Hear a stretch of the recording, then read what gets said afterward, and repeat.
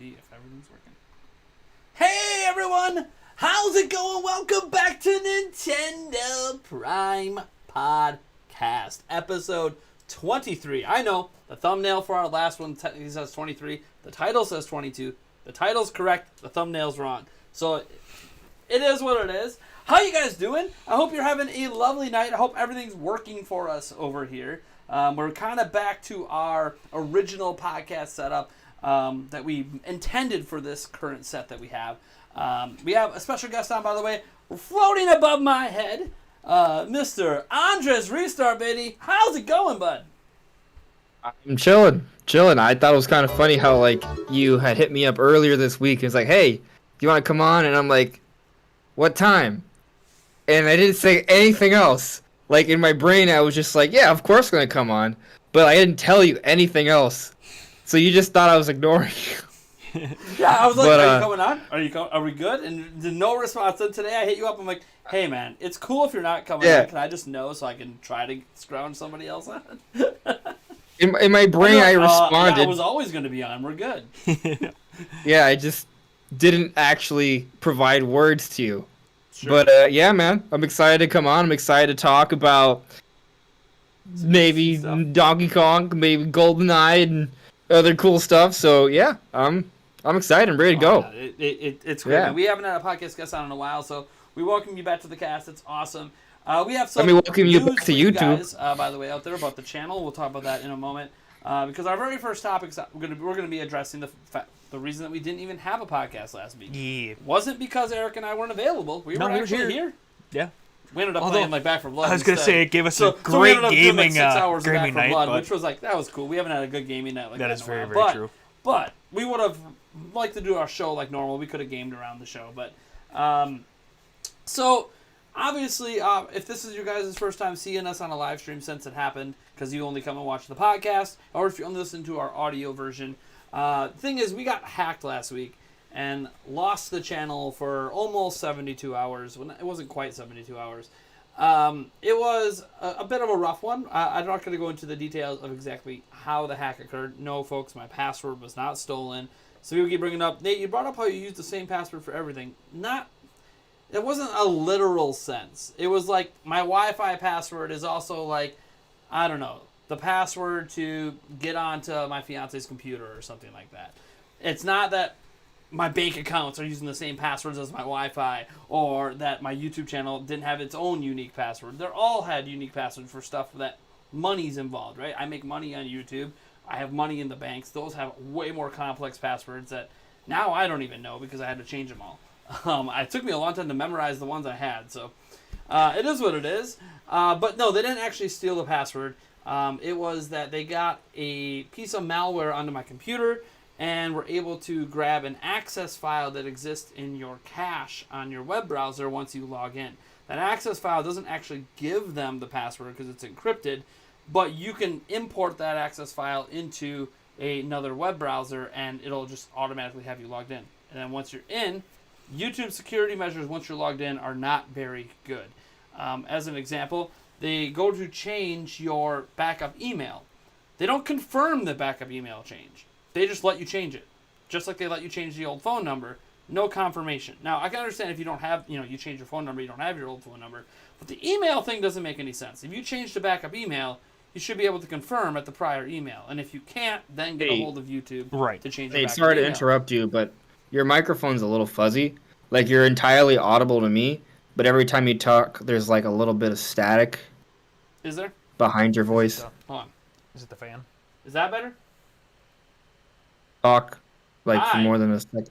No, I see the static over there. Is it you see it? Picking up the fan? Is it just you being really high? Let me turn your mic down. Yeah, I think it's picking up the fan. No. It was just your mic. That sounds better, I think. Good there? Are we good? Yeah. Okay, I think so. Okay. Yeah, I think it's because we had the gain really turned up on Eric's. Eric, just talk louder. Fuck you. Anyways. Was that loud? It's cool, though. Thanks for pointing that out. I'm sure everyone else is doing that as well. Yeah. I was wondering what it was, because I saw like a little static thing, and I was like, what is that? And I realized his mic is turned way up. So, all right. Yeah, I know I'm a bit low in volume, but here's what happens when I turn it up. Well, maybe it won't happen for me. There's the static again. I don't. That was too loud. There's a sweet spot. I don't know. It doesn't matter. It is what it is, guys. We make do the best we can, all right? All right? We haven't had a guest on in a long time. My microphone is traditionally really quiet, by the way, because I talk loud. Yes, he does. And you don't want me, when I scream or shout or get really excited, to end up blowing your eardrums out. So turn your volume up on your guys' side, because I know you can do that, and it sounds fine, because I've listened to my podcast back, and it sounds fine when I turn the volume up. So here's the deal. Here's the dealio. We got hacked last week, and yeah, so that's how they gained access. I'm not going to get into. I've already talked about a little bit about how it happened. So people think I'm blaming my children for some reason. By the way, my children never got in trouble for it. Just so you guys are aware. Some people out there thought that you should just go beat your kid. No, it's my fault, folks. I should have had my computer on sleep mode so they couldn't get on it. So I don't blame my kids. Yeah, they know not to be in here, and sure, we had a little, talk and lesson and, a little bit of scolding, but there was not like, oh my God, you're grounded for 2 weeks. No, I was a kid, and I know what happened when my dad tried doing that. It didn't make anything any better. It's like, no, just make it so I can't get on your stuff. Problem solved. So yeah, it's all on me for not locking down work. They did it out of ignorance. It's just I've never had a problem with it in 4 years, and my kids are older now, so obviously higher chance of there being a problem. So it is what it is. So we dealt with all that, dealt with YouTube, which that was a whole mess. YouTube is not good when it comes to dealing with stuff like this. You don't get to talk to a human, for starters.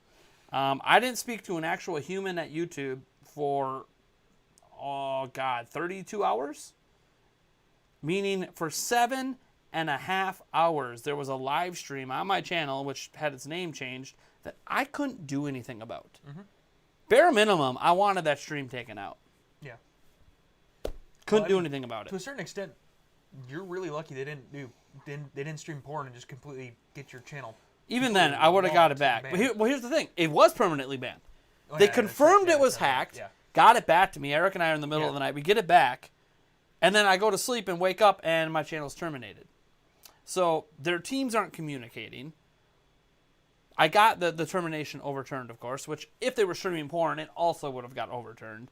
I made sure to confirm once I was talking to a human that if that was what they would have streamed, yeah, because it was confirmed that you were hacked. So, they know it wasn't you on your channel, so we're not going to punish you in that way. Now, there's other ways my channel has been unfortunately affected, and it's not just the lost subscriber count. There are other things like my ad revenue is now cut in half. It is what it is. I have no idea when it's going to bounce back. It's kind of tough shit. You got hacked and there was an illegal stream on your thing. That triggers the automated system, because everything's automated at YouTube, to say, oh, nope, you did something naughty. We're going to knock you down an ad tier. And of course, it is what it is. They don't go back and revert that either. Oh, no, because they can't. I actually asked them, and they manually cannot do it. It's all automated. Why? It's all. Why do you not it's have all a manual override? Because that YouTube. Is just stupid. YouTube is ran by AI. I get that, but you should have a manual Nope. override for There's everything. Nope. As an example, changes to the algorithm.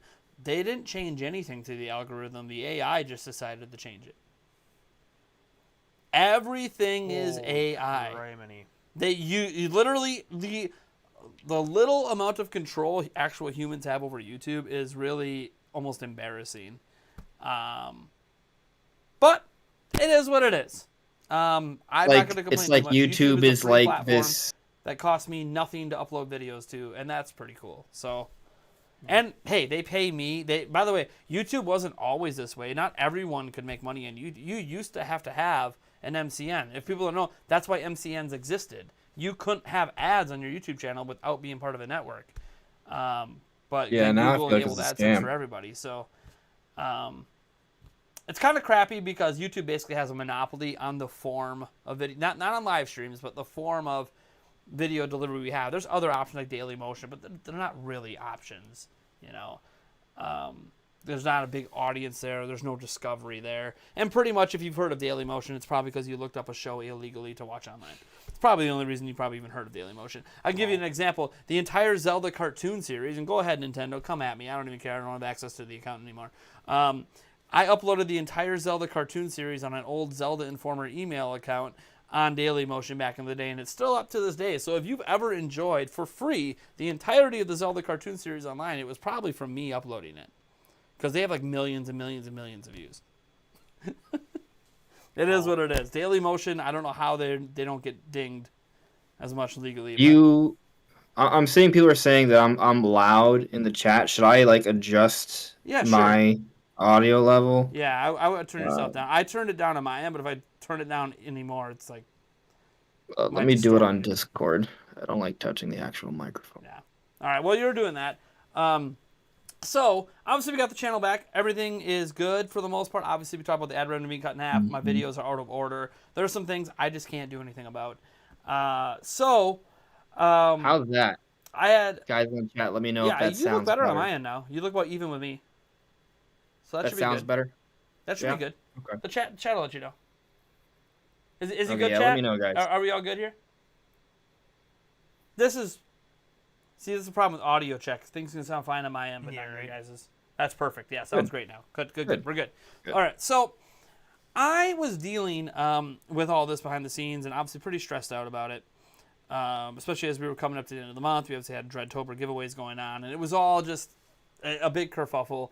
And my bank account was also tied directly to my channel, so I locked down, not my main bank, like we have multiple bank accounts, but the bank account that has all the YouTube revenue in it, that one I locked down because I didn't want to risk them making withdrawals because my account information was on there, wire transfers, all that jazz. So locked all that down, and unfortunately it's going to take like 2 to 3 weeks to unlock everything because I have to wait for new cards, and I have to wait for basically they're basically going to be going through every transaction, making sure there wasn't any fraud, and then moving it to an entirely new account, so I have a different account number. So that's just taking a little bit to sort through there. But that's whatever. It's fine. We have other sources of revenue and other bank accounts. We're fine. It's not a big deal, per se. It just matters for the giveaways. That's why the Dreadtober giveaways have been extended, because I'm extending them until I have access to the account to pay for them. But that's neither here nor there. What really matters is what's happening with the future of the channel. So today, officially, some people got really upset because they saw their memberships were paused. And the last time they saw that their memberships were paused was last week when we got hacked, which I find weird that they paused the memberships when they hacked us, considering that that's a revenue stream. Wouldn't they want that money too? I don't know. Yeah. Whatever. So people thought we got hacked again because they got that email saying their membership was paused. No. After talking to several bigger YouTubers behind the scenes who were helping me out through this process, trying to get their YouTube contacts involved and everything, I have decided to rejoin the space of multi-channel networks. A little reluctantly, but also a little bit intelligently. For starters, I can leave in 3 months and be done. So if it's a mistake and I don't like it, I'm out. Peace. I got a decent contract. It's 90-10. That's better than I had before. Last time was MCM was like 80-20. Before that was 70-30. So it is the best I've ever gotten, and there is a potential to negotiate it down even smaller as we get bigger. So we'll see what happens on that front. But why did I join the multi-channel network? Well, for starters, they could have shut down the live stream. So because there's 2 access points to the channel with an MCN connected to it, because they can't disconnect the MCN. If you've ever had MCNs, guys, any of you YouTubers out there, it's a little bit of a process to disconnect an MCN. You can't just click a button and be done with it. It's a 2-way street. So because of that, they would have still had root access to the channel and been able to backdoor it and shut down that live stream without YouTube even needing to be involved. So that's one thing. If we got hacked again, they can do stuff that I can't. Mm-hmm. Cool. 2, they have direct contact with actual humans at YouTube. And they basically ping their... Every time someone's hacked... In fact, while I was on the meeting, someone got hacked. And they literally had the CEO of the entire company... Like, literally just hopped on it like that and got YouTube's to respond within 30 minutes. It was sweet. I got to watch that happen live. That was really cool. Now, it could have... You can argue it could have been a setup, of course, which... Mm-hmm. Who knows? It's not like I went through and verified all of it. But it is kind of cool, like, if that is the case. And the thing is, Screenwave Media is who I signed up with, and they are actually really well known in the gaming world of YouTube channels. I didn't even know all the YouTube channels under it. Obviously, a lot of people know Cinemassacre and Angry Video Game Nerd is under that banner. But not just them. Apparently, like, Spawnwave's under there, RGT, Beat 'em Ups, Bob Wolf, pretty much everyone who's in my sphere of content creators, probably not Andres Restart yet, is in this multi-channel network. So that obviously gives me some confidence, obviously, that other people in my space are trusting this and haven't left and have been there for years. So there's that, and the extra protection and the direct connection to YouTube to prevent this in the future. Just a little peace of mind. Obviously, we also had that revenue issue last year. They would have been able to help out with that. So that's one thing, a little peace of mind. Two, there's something I hate dealing with, and is something that helps diversify the channel, and that is sponsorship and brand deals. We had a number of them during E3. Took a lot of time to really get those set up. But half my stress for E3 was setting up those dang sponsorship and brand deals. I don't want to deal with it, and I'm constantly emailed at least 2, 3, 4 times a week with potential brand deals.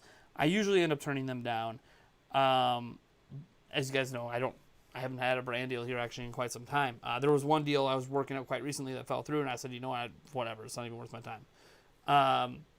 So they already have a bunch of brands and stuff they work with, and they showed me a few of them, and they don't know which campaigns I can get into and whatnot because the campaigns sell out and all that. But yeah, they're going to be handling all of that for me. So I'm going to have a different public-facing email for business purposes. They'll be able to contact. Now, if you guys want to contact me directly, I encourage you to join our Discord server. I encourage you to follow me on Twitter. My DMs are open on Twitter. I don't respond to everyone who DMs me, but I do check all the DMs.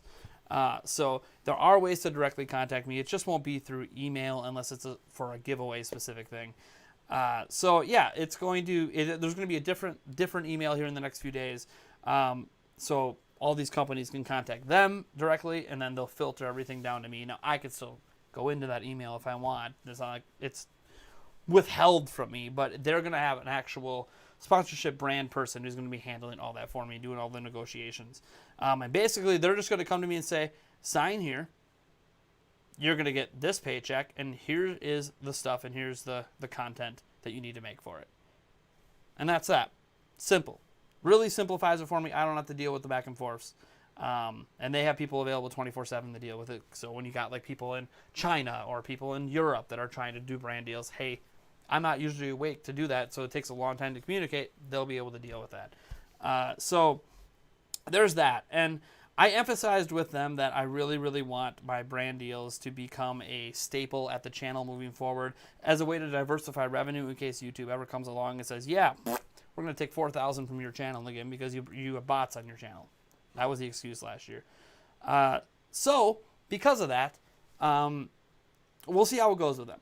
I told them how important it is. They're also going to help me with some networking and invite us to, both of us, to different cons and stuff where we'll get VIP access, which I don't really care as much about the VIP access, but they did emphasize to me how important it is to network. Oh, yeah. So it is what it is. Apparently, guys, I found out the Spawncast was created in large part because of Screenwave Media. So you know how they got the same people on the Spawncast? It's because they all met at a Screenwave Media event. So who knows? Who knows what could happen in the future? The problem is one of the only real events they run in our area is in Ann Arbor.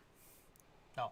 So I'd probably fly there. I wouldn't drive 10 hours. But I mean, still, it's not that big. I mean, you and I just sit in the car for 10 hours. Not that bad. Yeah, I know, but I mean, literally, we could fly there and back in the same day. I know. In like half-hour flight or so, whatever it is. Really quick flight. Zoom on over. It would have been nicer if we could have got that speed train built, but anyways. Well, it would take us an hour and a half to drive to the cities first off. So? And then an hour. So it'd still be faster than driving 11 hours. Yeah, that's I did them. It's 11 hours drive. It's crazy. Anyways, so I just signed up with them, and we'll see how it goes. They were very, very nice. I talked to multiple people at the company. I got direct contact with people. It is what it is. So yeah, we give up 10% of our revenue. Now, some of you guys might be worried, what about our memberships and our donations? I want to make this clear to you, as they made it clear to me, and it's spelled out directly in the contract. They do not take 10% of your super chats. They do not take 10% of the memberships. Those are untouched by them. Wow. They are Dang. only touching Google AdSense revenue. Wow. Everything that you guys give to the channel goes to me. So, no fear that money that you've been given to me is now going to go to them. Not happening. That was a big thing I was worried about as well, because prior MCNs had just taken a cut of everything. Mm-hmm. And they're like, nope, we don't want money that we feel you are earning through the loyalty of your fan base. We only want the money that you're earning from basically Google. That's impressive. So, that's really, really cool. Yeah, just turn ads off and then they make nothing. I don't know that. I think they might drop me at that point. I don't know if they stick with me. So we'll see if they deliver on the brand deals and all that. I did, by the way, mention hey, it would be cool to have like a booze sponsor for our live streams. I do drinks and shots on live streams. They're like, yeah, working with alcohol companies is very, very tricky. And I'm like, I know, but I don't care. I'll be your first. I'll be your guinea pig. Yeah, right. But I did tell him, some ideas of things I think would work well with the channel. Any sort of drink sort of sponsor. It doesn't have to be Monster in this case. It can be whatever. It works fine because we're always drinking something on our podcast. Yeah, we are. So really, really natural fit to just squeeze something in for that. I gave them some other ideas, and they gave me ideas as well. So we'll see what happens, guys. I have no idea if this is going to work out. It might just be a mistake, but if so, it's just a 90-day mistake. Not a big deal. And I don't think anyone can blame me in reaction to getting hacked. That, you know what, I just wanted that extra layer for peace of mind right now. And we'll see what happens down the line. That being said, you guys have any thoughts on any of this hacking stuff? I mean, Eric knows obviously more about it because he was here dealing with it. I don't know. It's just stupid the fact that you can't get a hold of the people that you need to get a hold of. YouTube is just god. YouTube's dumb in that in that area. I just find it absolutely asinine that you can't get a hold of them. Yeah, it's pretty dumb that YouTube has nowhere to get. Like, and the thing is, they used to. They just don't anymore. They used to have a call center at Google, believe it or not, guys. You guys seen the movie The Internship? They did a call center in that movie. That call center actually existed back then. It doesn't anymore. You can't call Google for anything. So, yeah. Eric, sponsored by Mountain Dew. Right. Anyways, so I guess let's get into the show that you guys are really here for, right? Let's talk some video games, shall we? Right? That's a thing we do here at this channel. Yeah. Do we talk games? I mean, it does say Nintendo there. And there's SpongeBob in the background, but he does have games. He does. He does have games. Huh? He does. All right, let's get into some game talk. What was our first game topic? Donkey Kong. Yeah, movie? Donkey Kong, which I guess isn't necessarily games, but related. So a rumor popped up today at thegiantrobot.com or whatever, some sort of website, that actually has a really good track record with rumors about TV shows and movies. So that's why a lot of people, even IGN, picked up on it, because this place has really good track record with these leaks. And they are claiming that we are going to get a Donkey Kong movie made by Illumination. Obviously the same people making the Mario movie. Obviously going to be, voice acted by Seth Rogen, because it's just, they're kind of spin it off of the Mario movie, I would assume. Mm-hmm. So Mario next year, sense. Maybe DK in 2023 or something like that. And this, to me, I know this is just the way it is now since Marvel, but the Nintendo Cinematic Universe seems to be a real thing. Heck yeah. Yes. It's happening. It's happening. It's you guys happening. didn't think they were going to get Seth Rogen and have him only be in this, right? Of course he's got to have his own movie. Yeah. So that was a crazy thing when we got the September Direct, and they showed off all the different actors, a lot of high-profile actors for these different Nintendo characters. But then when they showed Seth Rogen for Donkey Kong, that was like a hold-up a moment. Like, I feel like it was just like a little bit higher tier than the others, in my opinion.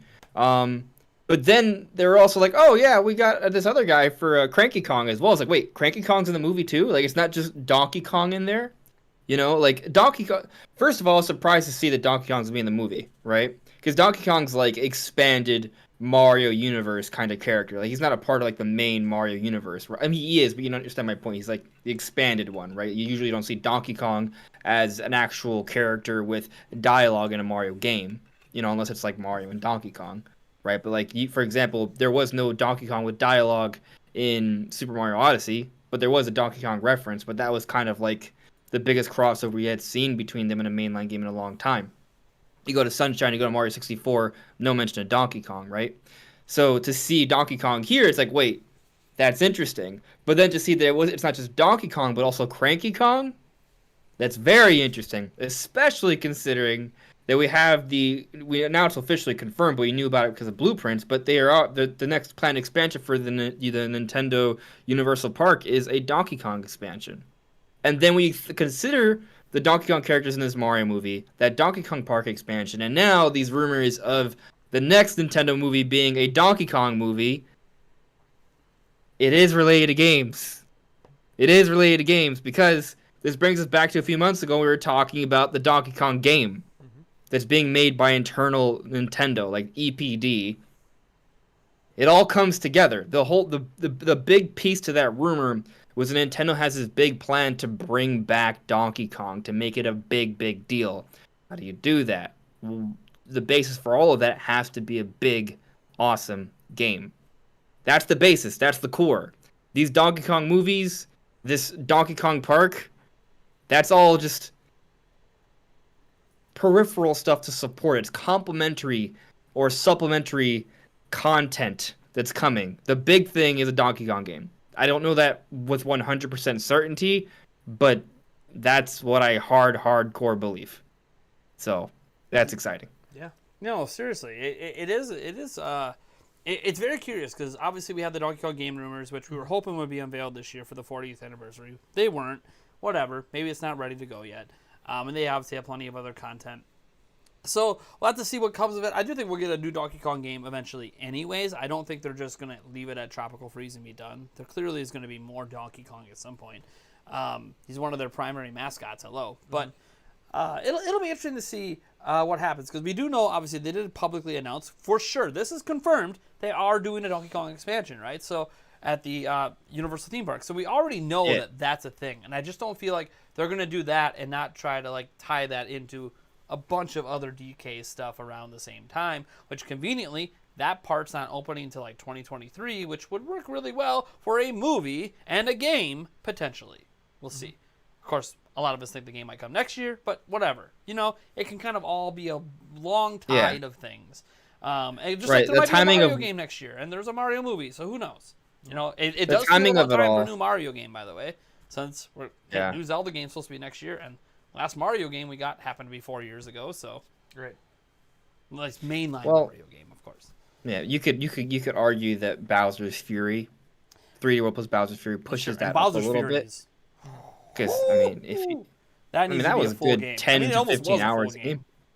Yeah, it was fairly substantial. You know, not as long as Mario Odyssey, but you know, it was. Yeah, it was one of those like, would I pay $60 for it? I don't know, but it was fun. It was fun while it lasted. So and then the base game 3D World was still like compared to other Wii U ports it was pretty. They did some nice work to it. You know, it got a little bit of a visual bump. They sped up the gameplay. Like there's a number of quality of life improvements, and then they added Bowser's Fury. Like 3D World plus Bowser's Fury was kind of a big deal. But because of that, I do kind of think that the timeline in the next 3D Mario is kind of pushed up a little bit. I don't know if next year is the year for 3D Mario. Like, so there's an interesting sort of difference in my opinion. Okay, so like with the Mario movie, there doesn't need to be a Mario game at the basis of it all to kind of like propel that forward, right? Because Mario is the most established Nintendo character by far. There's Mario content coming out every single year. It's not the same thing. But with Donkey Kong, I do think it's different. I think with Donkey Kong, there needs to be a game at the core of it all. If there's no game at the core of it all, it's kind of weird, I think. Now, you know, you can make the argument that Donkey Kong's presence in this Mario movie is going to raise awareness for the Donkey Kong brand because, you know, it's riding the coattails of Mario. But then they could, you know, branch off and then have the Donkey Kong movie afterwards, you know? So that kind of works. But then they're also playing this Donkey Kong Park. Like, that all kind of works, but I still feel like at the basis of it all, there has to be a game, a good one, a big one. And that is Nintendo's core business, games, right? When Iwata, before he departed, his plan, you know, the NX is a big part of the plan, right? The NX being the Switch, another big part of the plan was to expand Nintendo with multimedia and mobile games, and they've done that with mobile games, and now they're starting to do it with movies and parks and stuff. But the core of it all is the games, right? The idea of the movies, the idea of the parks, the idea of the mobile games was to propel the main core games on the NX, the Switch. That's the core, right? So I think we're gonna see the Donkey Kong game. I mean, we already have those rumors circulating things. I've told you that I've been told things as well. It's. I think that's at the core. I'd be shocked otherwise. But the timing of it is also interesting, right? Because when does that happen? Like, we were hoping we would get an announcement this year, but when it comes to these rumors, I've heard that it's real, but that doesn't mean Nintendo has to put it out when we want them to put it out, right? Like, Skyward Sword HD was teased to us by Aonuma years before it was actually announced, So when does it actually happen? Same thing with Prime Trilogy HD or Metroid Prime, whatever it ends up being, a remake or the 3, we've known about that for a few years too. So, I'd love for it to be announced soon, but conceivably, because maybe the movie doesn't come out, the movie's not coming out, the Donkey Kong movie's not going to come out till 2023 at the earliest. I'd be surprised, actually, if it came out 2023, because these movies take a while. This Mario movie's been in development for a long time. Now, they may, jump right into the Donkey Kong movie, they may be developing it alongside of it. This thing may have already been in the works for quite some time already, but I don't know if they're going to be divided by a year. That I feel like, I don't know. I don't think Nintendo's just going to all of a sudden start pumping out a movie year by year immediately. Maybe we get to that point at some point, right? It is kind of like Marvel, where we're seeing multiple things every year, but it's not going to happen overnight or in the course of a year. So I'm not even sure we see the Donkey Kong movie in 2023. I would expect maybe 2024 at the earliest. That's just my personal expectation. We don't know. We don't have that much details. Now, we haven't even seen Mario yet, so it's like... Yeah. They're pretty confident when it's coming out, and I'm sure, they could show it, I suppose, if they wanted to, but... Yeah. I don't know. They're being very... it's just like, how long do we have to wait to finally see the Spider-Man trailer when we knew that's coming this year? It's like, we know it's coming, but, they literally kept us waiting and waiting and waiting. It's like, they could have showed it sooner, but, it's all about marketing, and it's all about driving hype closer to when it's actually going to hit theaters, so people don't forget about it and just kind of push the hype to then. Or maybe push the disappointment for some people, because I know some people are not happy with some of the voice acting choices. Have you seen the Dune movie? The which one? The Dune movie. The new one? I have not seen the new Dune movie. No. Well, they already confirmed part 2. Okay. But I think part 2 is not slated until 2023. Sure. So, they announced part 2 immediately after part 1, and it's coming out 2 years later. So, I'm just saying... Movies usually take a couple of years. Yeah. Yeah, well, I'm just saying, it just kind of serves my point that I feel like it might be safer to expect this Donkey Kong movie, if real, to not come out till 2024. I just don't see 2023 really being a thing for the Donkey Kong movie. The reason I say 2023 is because it's animated. They have Illumination, we already know, has released multiple animated films in the same year, let alone it's consecutive years. So that's why it's like, they could work on Mario and Donkey Kong at the same time. They don't even have to mutually make them at different times. That's kind of, it's a little different when it's an action or a live person movie, because while you have your recording, then you have all the post editing and all that stuff that gets done. Yeah. And so and you're not going to keep the actors just working nonstop for 2-3 years straight. They have their break as well.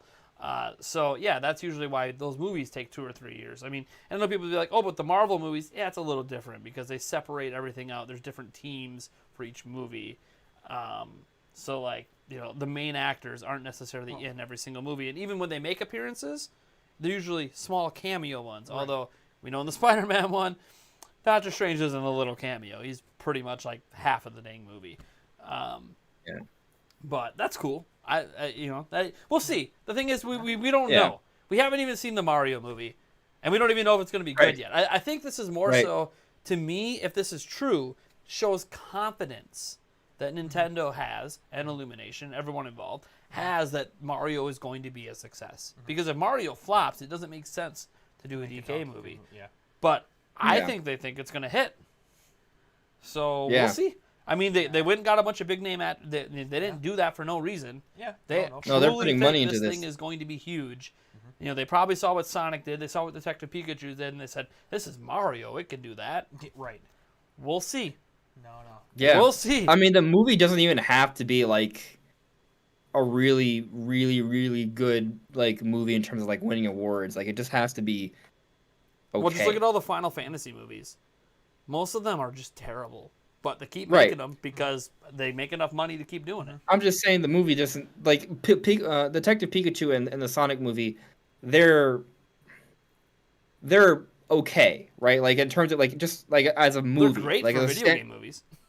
Yeah, they're great for video game movies. In The the bar sense is of a so video low. game movie, holy crap, most of them suck. So these ones, Right, did because I suck. mean, if we're just comparing video game movies, they're some of the highest rated video game movies ever. Yeah. But if we're talking about just like as a movie, they're pretty like they're fun family flicks. above average. they're Yeah, fun they're family flicks. slightly above average family movies. Right, they're not bad, but they're not greatness. You know, Yeah. they're not winning like nominations and stuff like that. Like so the point is with the Mario movie, like there isn't a high bar that they have to hit if you just look at Well, it we don't as know a what movie. their bar is though. Right. Well, We don't know, I 'cause this is actually Nintendo I now, would like I would Pokemon I would Company say handled the that other one. I say that we Sega with do Sonic. know what their bar is. Yeah.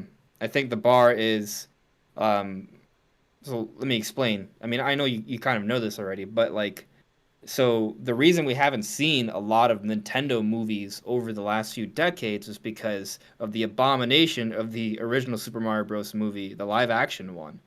Like Nintendo didn't have a lot of control over that, I and got a as a bone to pick result, with you. That movie's awesome.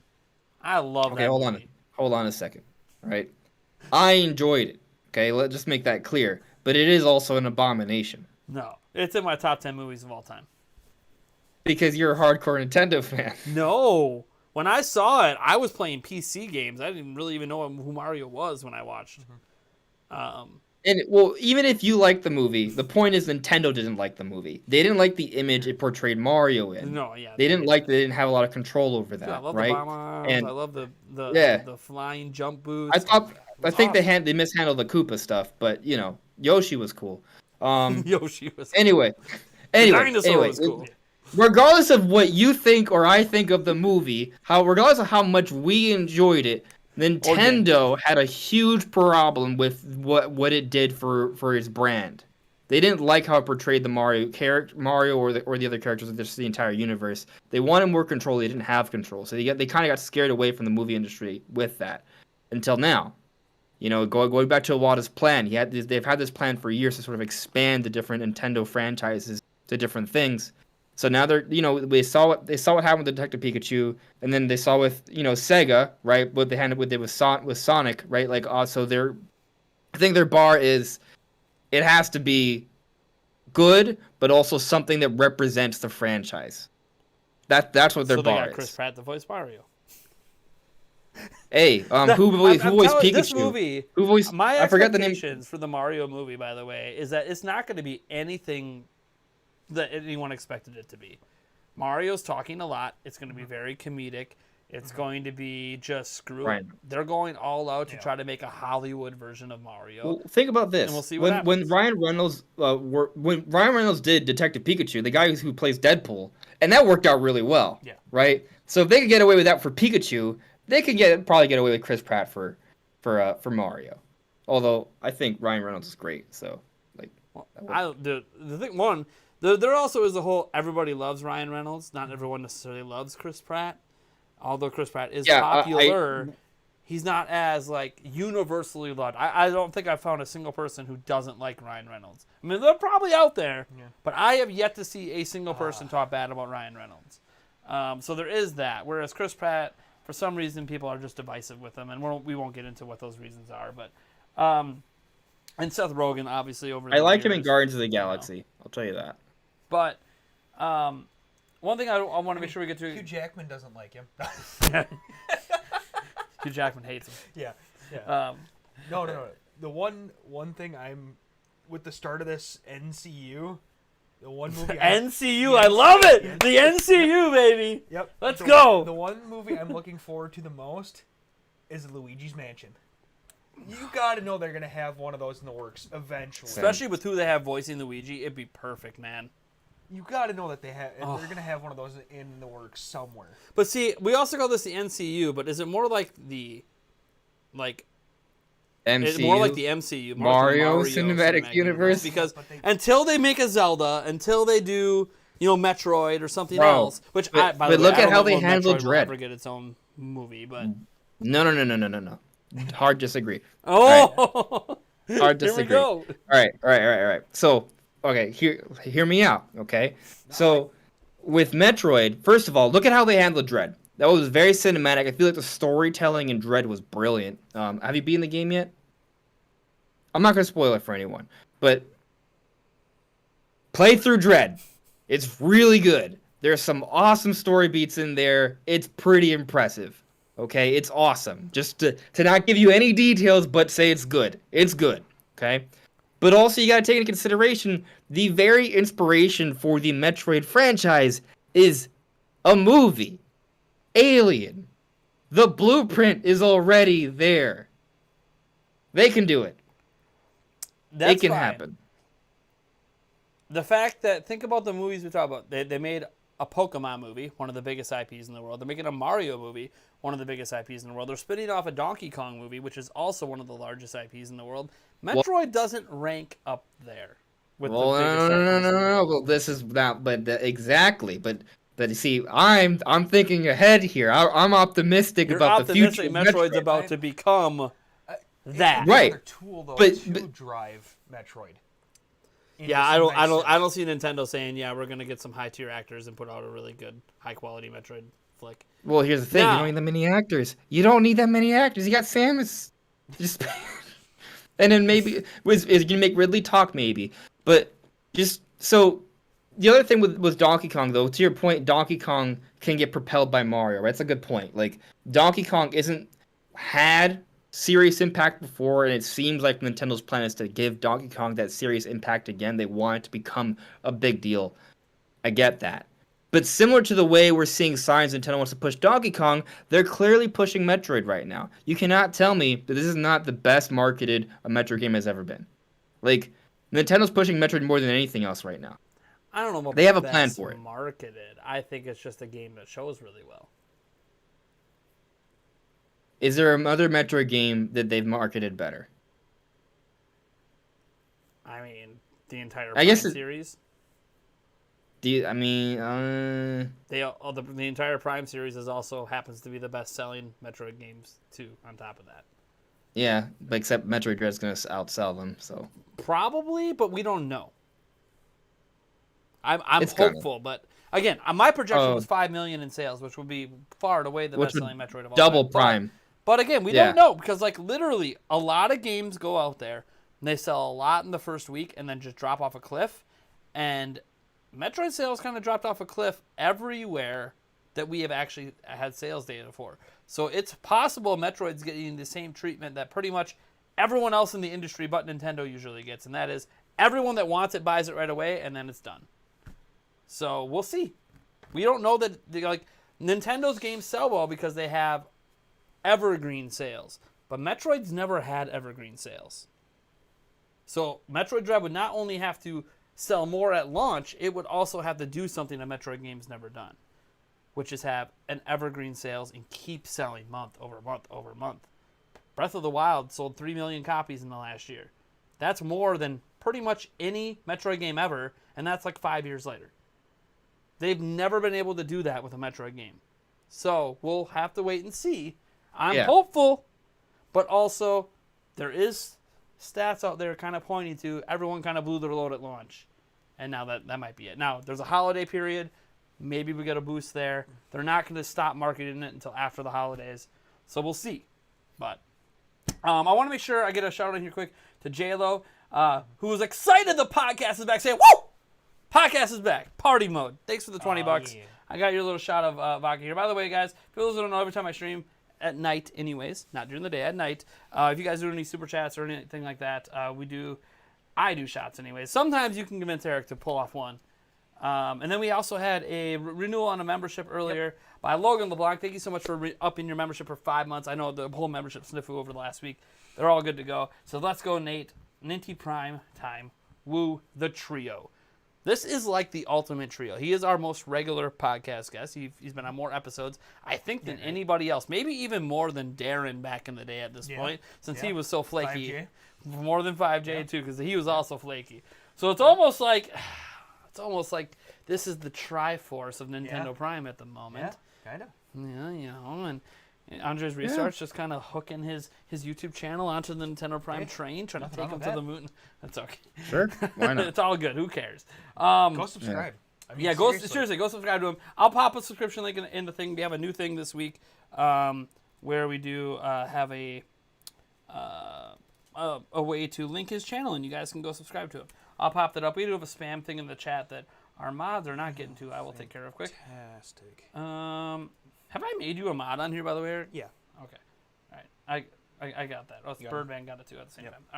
All right. That's cool. Do you have any other thoughts, man, about Donkey Kong movie? Like, I'm excited. I'm just excited to see. I love Illumination. I love the movies. So for all you guys that hate Illumination out there, excited. He's exact opposite. Like, amazing Minions, all that stuff's funny as shit to him. Oh yeah. I know some of you guys get annoyed by it. I don't really care. I think it's all hilarious. I'm not, if you guys can tell, I really love the original Mario movie, which means I'm not as judgmental about movies as a lot of people are. I just go to enjoy. I go to laugh, and then... It depends on the movie. Yeah, it depends on the movie. Are you not entertained? Are you not entertained? I thought Detective Pikachu was amazing. And try to keep it open. And some people aren't into slapstick. Oh, that's yeah. So some people aren't into that. Like some people don't like Will Ferrell because it's all slapstick. Yeah, it is. Yeah, that's what he does. I love him. And some people like it or don't. Yeah. I'm flexible with my interests, right? Like I can enjoy a good, serious, sort of dark, brooding movie. I could also enjoy something that's just very abstract and makes you really think or not know what's going on. I can enjoy horror. I can enjoy a good romance, good comedy, and I can enjoy a good family movie. Yeah. So well, and this I'm movie, based on the it. cast, anyways, is going to lean towards the family.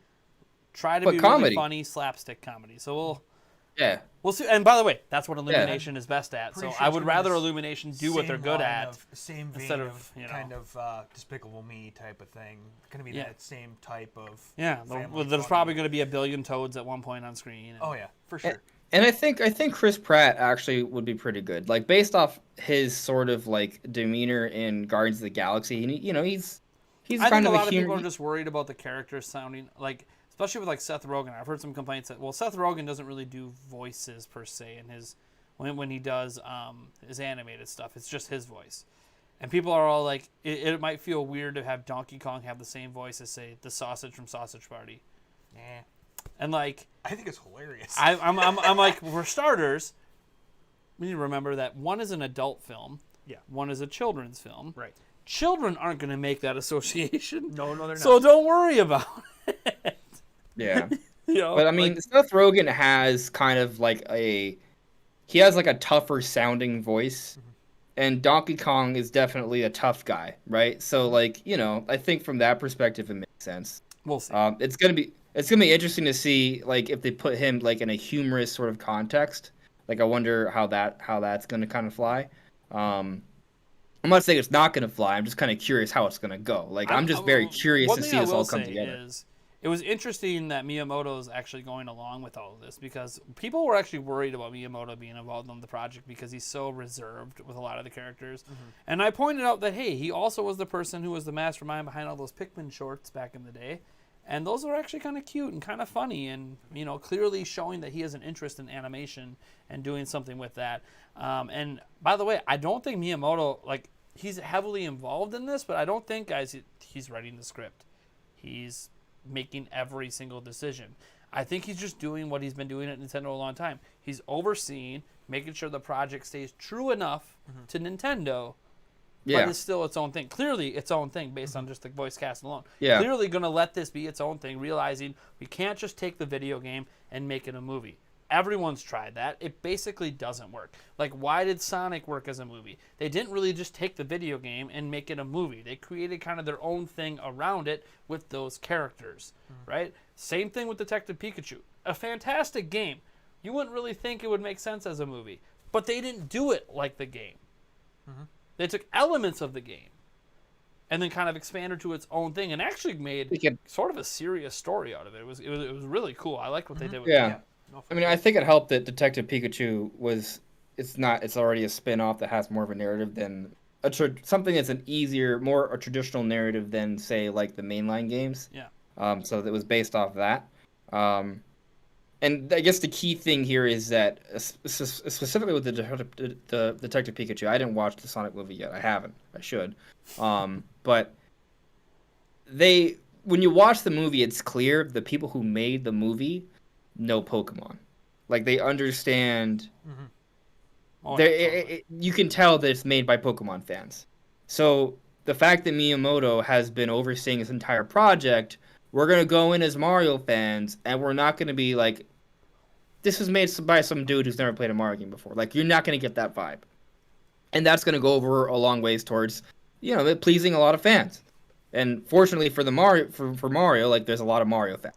So, that is suggestive of a high-grossing movie already. Just on brand alone, it's probably going to do well, even if it's not, like, well put together. But I think it is. Enough.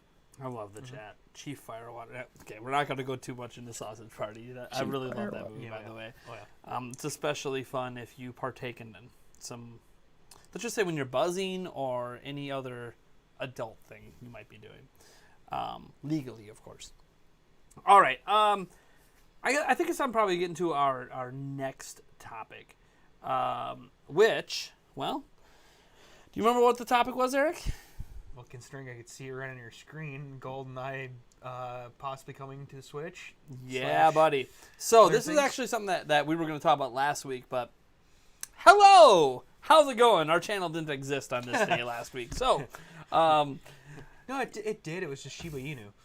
Oh my God. Let's not... Yeah. Shibu Inu punted to the moon, please. Yeah, right. Elon Musk, send them up in one of your rockets. Right, Be done with it. All right, so, yeah, there was this thing where a partner company of Nintendo filed to get GoldenEye, quote-unquote, unbanned in Germany, which it really wasn't banned. But what happened with GoldenEye in the country like Germany when it originally came out in the N64 was... they have a different way of rating things there. They don't just use the PEGI rating system. They essentially said this game can only be bought by people that are, 25 and older, which really hurt the ability for it to sell. You guys all know here it was teen and older. No problem. Everyone can get it. But, like, they really restricted the sales of that game to a very specific group of people back in the N64 days. And Nintendo, what happens is all these things that happened back then get reviewed every 25 years. So we're actually not that far away from when this would have naturally came up for Germany to review that rating and remove the restrictions and allow people to buy it, which at this point doesn't really matter because it's never been made. This original form of the game has never been made available again due to all the different copyright owners, which, by the way, Nintendo is one of those copyright owners. There's a ton of companies that own copyrights for that specific game, which is why it's never really come back. We have had the GoldenEye, remake game, but it wasn't the same thing. So what happened is Nintendo's partner company actually filed early to have this game have the restrictions removed. Now, why would you do that when literally in like 2 years, it's already going to come up again automatically without them having to pay a fee? Because they have to pay money for them to get it reviewed early. So Nintendo and their partner companies paying money to have the game reviewed early when it would have been reviewed in 2 years, a game that's never come out again. Why would you do that unless you're planning to have it come out again before that review period comes up? That seems to be the suggestion at this point. Again, it's sort of a leap of faith to think this, but also, why else would they possibly be reviewing this? It's not a movie-related thing, and it's a game from the 90s, so it's not like it's a game that's even currently available to buy anywhere. So the only reason would be, well, because it's going to be available again in some form. Now, granted, this might not be necessarily for Nintendo Switch Online. It could be an N64 retro console, like they've done with the NES Mini, stuff like that. It could also be that, hey, this game's going to get republished on Xbox or PlayStation or somewhere else. I don't know. So that's always possible. But it was Nintendo's partner company, not Xbox and Sony's partner company that did this. Yeah. Now, you might wonder why not Nintendo directly.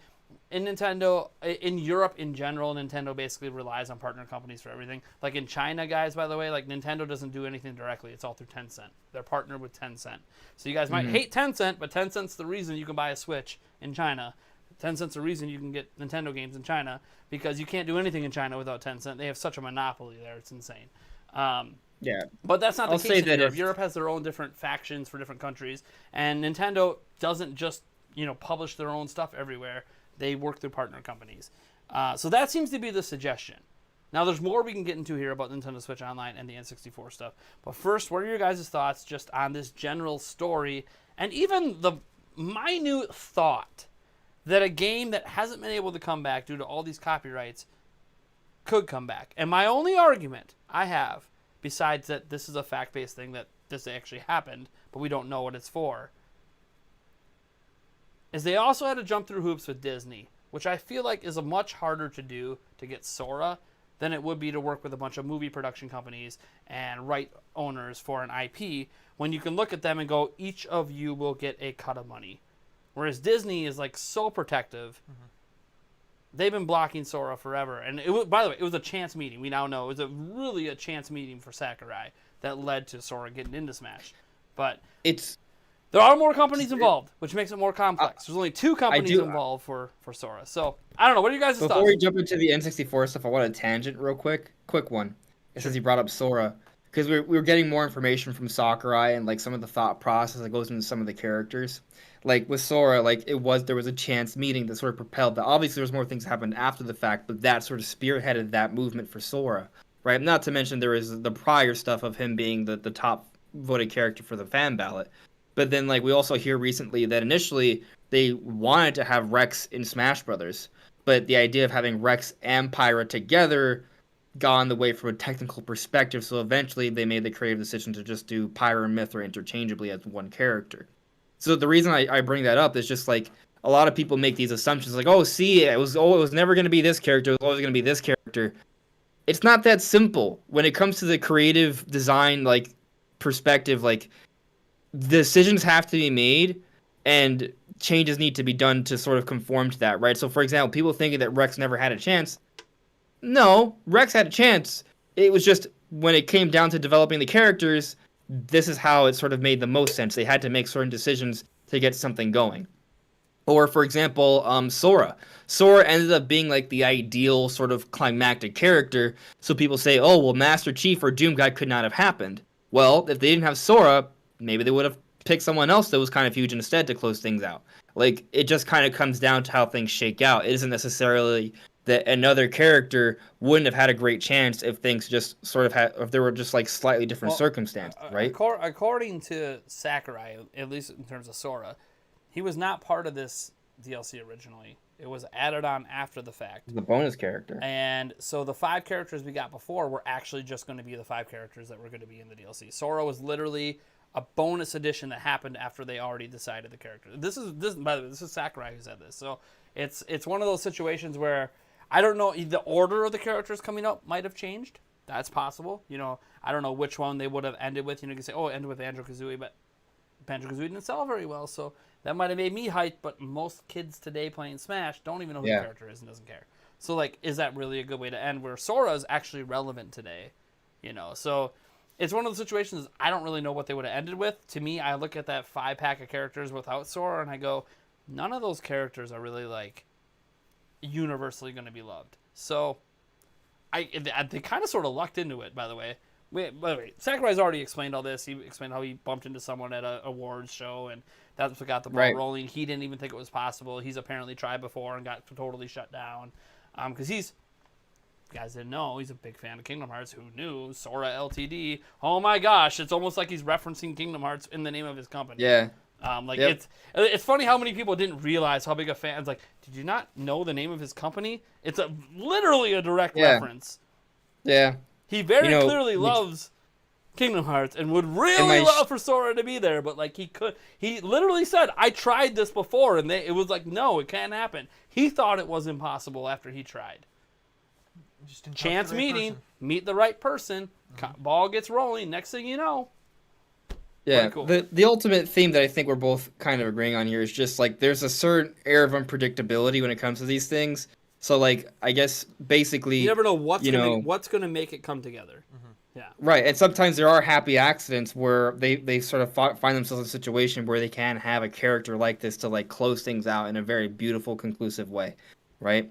But going back to the topic because I'm sorry I created that tangent there. No, it's all really Yeah, I do kind of feel like that this is gonna happen, and for N64 Online specifically, like yes, you brought up it would other be possibilities, a huge but hit. Yes, it would. Hasn't been around in 20+ years.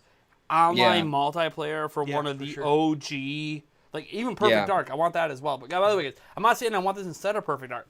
Both. Yeah. Give us both. Yeah. They both were the pillars of FPS multiplayer games on home. And like, this is everyone looks at Halo and Xbox. Yes, that popularized online. But when it came to just couch co-op FPS games, it was you played on PC or nothing. Then these two games came out. Yeah. And it changed the game. Except this time they'll be online. Yes. Like that. So that's 1v1 v1 in we're gonna the facility. Get into some big heads. Paintballs. Let's go. We're gonna get into some criticisms for N64 Online, but before we do, one thing that's kind of clear about N64 Online is that in terms of the lineup that they have and what it seems like they have planned, they're going above a lot of people's expectations. Like, we already have confirmed Rare games coming. Banjo-Kazooie is coming. That was already something that a lot of people debated would even happen. So with Banjo-Kazooie coming, the implication is we could get other stuff. I feel like after Banjo-Kazooie like Killer announced Instinct. Smash, it was very clear that Microsoft is willing to work with Nintendo on anything. Right. Yeah. Because by the way, guys, Microsoft's probably getting a cut. They're not just going to hand you Banjo-Kazooie. No. They're going to get a cut of subscription fees or something. And that's the rumor as to why, part of the reason why the price is so high for the expansion pack plus, because there's a lot of companies at a hand. Like, it's not even just like Microsoft. Like, for example, Winback's not even like the Nintendo thing, but that's on N64 Online, right? So there are other companies involved here, and then obviously you have the Sega Genesis stuff, right? There's a whole bunch of stuff with that. Like, there's other companies getting a cut, so they have a hefty price here. But what that may ultimately mean is that the kind of lineup we would have hoped for Sega Genesis and N64, it's gonna meet our expectations. So I actually have some hope based off what we've seen so far from the software lineup that getting something like GoldenEye is not out of the question. And again, to your point, we see Nintendo doing things like with Disney, like it's not impossible. If there's a true desire there, they can make it work. So, and charging us $50 for this for arguably not the best service is probably how it's going to be able to be accomplished, because there's a lot of companies getting money here, hence the higher price. Shout out to the Young Cavs. Thank you so much for the $5. Says Big Weeb here. Sora is the Japanese word for sky, so you'll hear it a lot in Japanese media and companies. My Anon is samurai naming it after Kingdom Hearts. What's interesting about that, which by the way I knew it meant sky, is that the only reason that I mentioned that the company was named after that and not named after Sky, like the Sky, is because Sakurai himself mentioned that he named his company after it. He literally said that when they announced the character. But yeah, it's cool, man. It's a cool fact. By the way, shout out to the Young Cavs. Yeah, you guys were excellent guests on our E3 show. It was awesome. We should really get you back on the podcast sometime. I know you guys also talk Nintendo. You don't just talk Xbox and other stuff. So we should get you guys back on a future episode. You guys are awesome. Thanks so much for the $5, by the way. Cheers to you. Eric, GoldenEye, Switch, is it happening? And how hyped would you be? Sure as hell hope Would you buy Nintendo Switch Online expansion pass if it was there? Yeah. That's the better question. Yeah. Woo! I mean, I'm excited for the expansion pass. I mean, I haven't gotten it yet, but I was excited for the 64. 64 is my absolute heyday. And yet you haven't got the expansion pass. I know. But again, I haven't. But do you need it? You can just go play the originals. Online play is great, but also do you need it? No. Like, how likely are you to play a bunch of Mario Kart 64 online? Sounds cool. Yeah. Maybe on the channel, but Right. besides playing it here or a couple No, matches I with get me. you. I get you. Yeah, We yeah, could do a competition. for sure. I mean, yeah. Eric, betting your audio's a special little Mario Kart choppy. race. Yeah, I'd rather bring over my 64 and kick your ass in that. In the Oh, the actual- OG. We got to get the HDMI hookup though, so we can stream it. Oh, yeah, but They exist though. They I know. exist. Yeah. Just a heads up, Eric. Your audio's a little choppy. I don't know if His audio's what? It's a little choppy. a little Choppy. Yeah, a little choppy. All right, hold on. Weird. Like you're audible, it's just like not super clear. Andres, restart. Go on for a moment while I fix his mic. Okay. Top of GoldenEye. GoldenEye specifically. Yes. I think GoldenEye is cool. I want it on N64 online. I think it'll be great. No, seriously though, like I can't like guarantee it, right? But I do like if there was ever a time that I thought GoldenEye could happen, this is the time. Based on, and we already kind of like mentioned it, right? But just the whole thing of what we're seeing on N64 Online, we're seeing the rare games on there, we're seeing other companies getting involved with that. We see like in today's day and age, Nintendo is pretty capable at working with other companies and getting seemingly impossible sort of rights issues overcome. Like I think it could happen. Now we're seeing this sort of weird situation of it being unbanned in Germany. You know, I think that is promising, right? It doesn't guarantee anything. But yeah, I'm somewhat optimistic that this could happen. No, I don't want to guarantee it again, but you know, I'm kind of feeling like it might happen, and that would be huge. And I mean, considering all the backlash, Nintendo may feel pressure to really deliver the goods as well. Like I kind of feel like all the backlash. Hi. Cool. All right, is Eric any better? Eric, tell me about GoldenEye. Yeah, Let's see how good it goes. I don't know. Am I any better? I hope. Yes, you are. What? You're much better. Much better. You're much better. Sounds Yeah, good. Oh, yeah. We had a different mic change The out. mic we were using is a brand new one that we haven't actually used before. So yeah. So there could be a problem with it. We'll have But- to test it off camera. Yeah, no, I'd be super excited for it. I mean, yeah, I could go back and play the original. It's still gonna be it's still fun, but no, I one reason why I could see it happening is, in my hope, is kind of one of those things that there may have been over, because it's been, you know, how many years now. There's probably been some changes of guards at heads of these companies that have, you know, rights to this game, where they might be kind of in that wheelhouse of playing the game and remembering how awesome it was and wanting to see it come back.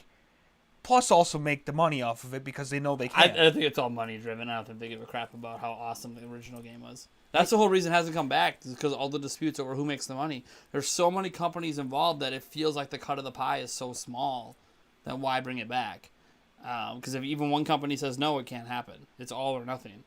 But also, you never know. It's one of those situations where Nintendo might know it's a big get for their service. It could move people. It could get rid of some of the stigma against the expansion pack right now, because people might go, well, $30, but you get GoldenEye. You can't even get that anywhere else, let alone online. Like, there's people who have modded it to play online on, you know, PC, but even then, it's kind of wonky and doesn't work very well. Does it get to a point where Nintendo just goes, all right, you said no, here's a wad of cash, let me buy your rights to it?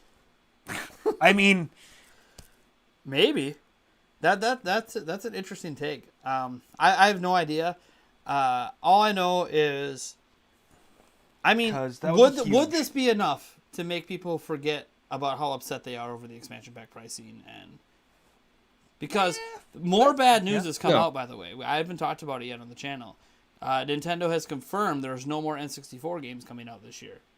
So they released in October. We're not getting any new ones in November. We're not getting any new ones in December. And we have no idea when we're getting new ones next year. Now, we know some of the ones that are coming, like Banjo-Kazooie and all that people got hyped about, but we also don't know when those games are coming. And one of the major criticisms of Nintendo Switch Online in making this a service is we have no idea when we're getting new games, let alone what those games are going to be. Now, we do have an idea of what the games are going to be initially, but when and how often is it going to happen? Is it going to be 6 months before we get new ones? Because this is a subscription. right. that we pay for. It's a sub that they want you to keep subscribing to. And we know it felt like it was going to be monthly. Originally, we were getting NES games almost every month. Then we got SNES games almost every month. And then it just stopped. And then now we just get them randomly, without warning, dropped on social media. Oh, by the way, we're going to have an update. You're getting 3 new games tomorrow. At some point, that just isn't going to work. That isn't going to be good enough. We're talking now about games that are closer and closer to their relevancy still mattering. Literally, 3D All-Stars was a big, one of the big selling games for it was Mario 64. So, clearly the 64 games are closer and closer to the current generation playing Switch. So you can't just be like, oh yeah, randomly on a Tuesday in the middle of March, we decide to let you know that in a week you'll be able to play more NSO games for N64. Because that's exactly what they're going to do. They're not going to... One thing that is a credit to the other companies, whether you enjoy the games they add with Games for Gold or on PlayStation Network, is that you're getting them every month. You know when they're going to be announced, and you know when they're going to release. Yeah. The customers know. They pay a subscription fee, and they know when they're getting stuff. We have no idea. We have no control. Right. I have a question. We don't even when know did how we get many, the news? technically. We think there might be 38 because of the data the mine one thing. thing, but we don't actually know. There's only ever been 21 on Virtual Console for N64, by the way. They've never gone beyond 21. But we never had Banjo-Kazooie, so you can already presume there's going to be more than 21. Yeah. But we'll see. What's up? I've never seen win back before. This is it's like a new thing for me. And I had not even heard about it until N64 Online. So, for those who don't know, win back is a game that's on N64 Online. It's like a shooting cop game.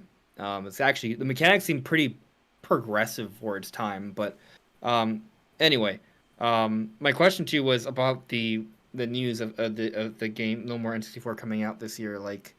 When did that? I just didn't see the actual article. What was that? Where was that from? Because I'm just kind of curious. Yeah, this was a story I saw last week, and then I got hacked, so I didn't. Did Nintendo themselves confirm that? And if they did, what was the vibe we got? Is it? Do you think that was? Is it possible that maybe they have seen all the backlash and they're holding off on releasing some stuff until they work out some kinks first? Oh, you know what I mean? So one story we do know, by the way, guys, is the N64 controllers. That's not going to be resold this year. Nintendo has confirmed that to many outlets. It looks like that N64 controllers will not have any new stock till next year. So if you didn't get one in the initial rush, I'll see you in 6 months. Maybe you'll get some. Maybe you'll get some then. Nintendo clearly was not ready for demand for that. I wonder if demand for the controller was higher than the demand for the expansion pack. Because they do work I heard PC. They're a little finicky, but they do work. Maybe. Technically, they... I saw someone playing Mario Kart 8 Deluxe with one. So they work with some Switch games, too. So I heard recently that there was a patch for the controller to work on 3D All-Stars. Yeah. Well, because come on, Mario 64's in there. Why wouldn't it, But it didn't. Yeah. It didn't originally. You couldn't use it with it. So hopefully that they took that serious and did patch it. I don't know. I don't own one, so I can't. I'm not going to log on and confirm any of that.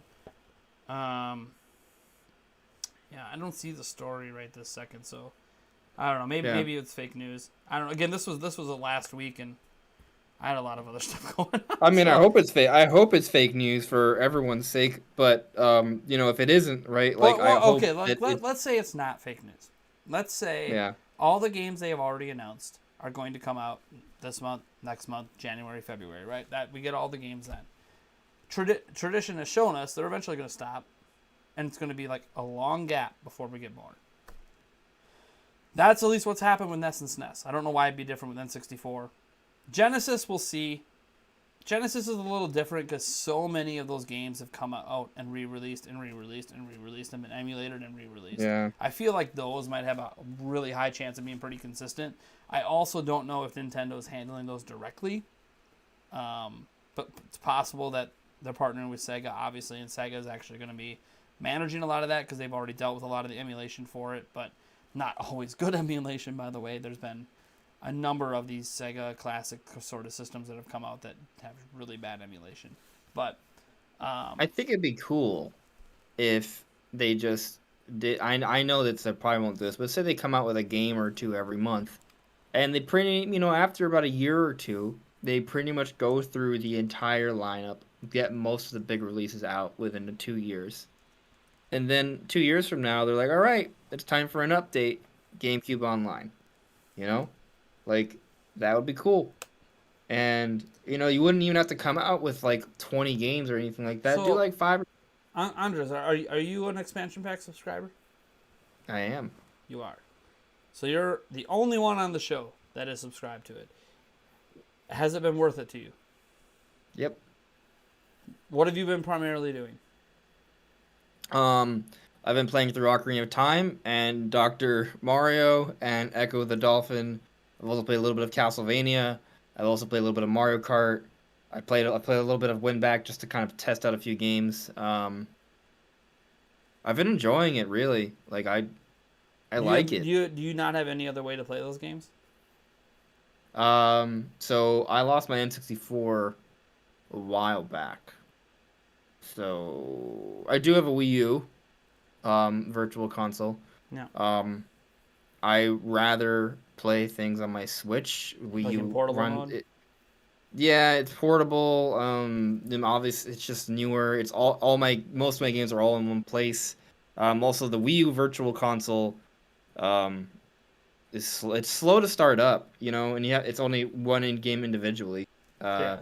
I have Ocarina of Time on my Wii U Virtual Console, but I don't, and I have Mario 64, but I didn't have Mario Kart. I didn't have Dr. Mario. I didn't have Star Fox. Games on Wii? Because you could transfer those to your Wii U too. Wii U is kind of a beast for Virtual Console. It is. In terms of like the library, like you can get almost everything on there, but it's just slow to load everything up. Yeah. In comparison to today's systems, it's pretty slow. They weren't rocking. And then also, and stuff. Getting Sega Genesis stuff is cool. Like playing through Echo the Dolphin, man, the game is awesome. It's just like a weird, surreal sort of action adventure. Well, the reason is that so a lot of the Sega games are already available on Switch with a $20 50 game collection you can get. Yeah. Now, obviously, no online play or anything, but it is $20 and you own them. They don't go away when Nintendo decides not to support it anymore.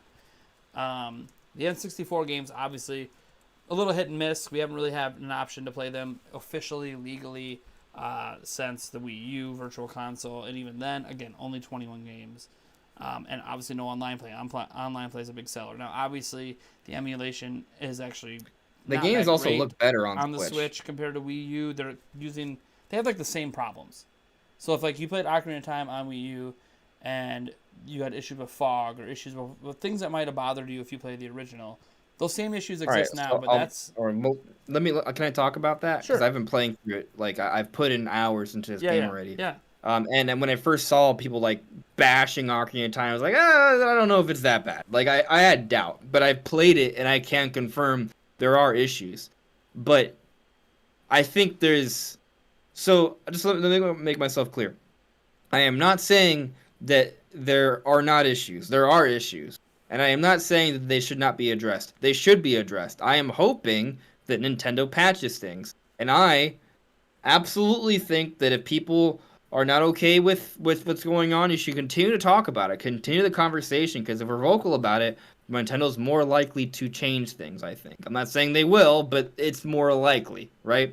So I'm not against any of that. But at the same time, I feel like the negativity about this has been so strong and prevalent, it's suggested something far worse than it actually is. So I'm not saying it's great, but I'm also saying it's not unplayable. Like I'm playing through Ocarina of Time. I have noticed a number of little issues, but I'm still enjoying my playthrough of the game. Sure, well, it doesn't make the games not great games. Mm-hmm. It's not like I think the thing is, like, when some people look at like some of the conversation happening on social media, the interpretation by many is that the game is like straight up broken, unplayable. Yeah. There is a little misrepresentation, I think, by some people. What I will say is, and why my criticism isn't going to go away, is we pay for this, and I can play it better for free. And Nintendo's done it better, where you own the game on Wii. It was factually a better version because they tailored each game specifically. They modified the engine specifically in their emulator to each game. So each game was running a custom emulator that gave you a very close to N64 experience. And technically, some games were better. Ocarina of Time is an example. This is where people talk about input lag. The input lag, by the way, I played it on Switch. It's roughly the same as it was on the N64. So if you haven't played it since the N64, you're not going to notice any difference. The problem is Nintendo gave us a better version on the Wii that had no input lag or very minimal. It was like 1 or 2. And there's also the So master. like, going from that, like a lot of people didn't buy Wii U, so they didn't experience the already worse version on Wii U. So they're jumping from, I was playing this on Wii, I'm playing it on here, and whoa, this doesn't feel right. Of course it doesn't feel right, because the Wii version was factually better emulated. And I think that's where people run into problems here is, these N64 games, whether we like it or hate it, we can't ignore.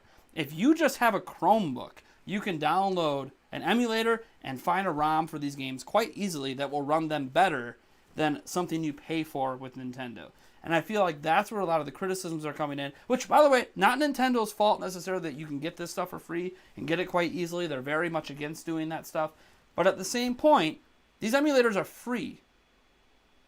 Yeah, I'll tell you that I get what you're saying, but I also don't.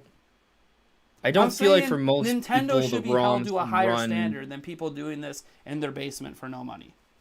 Oh, well, that I agree with. I think there's That's certainly the a problem lack. I have, is Nintendo's emulation is worse than people that are just doing this for fun.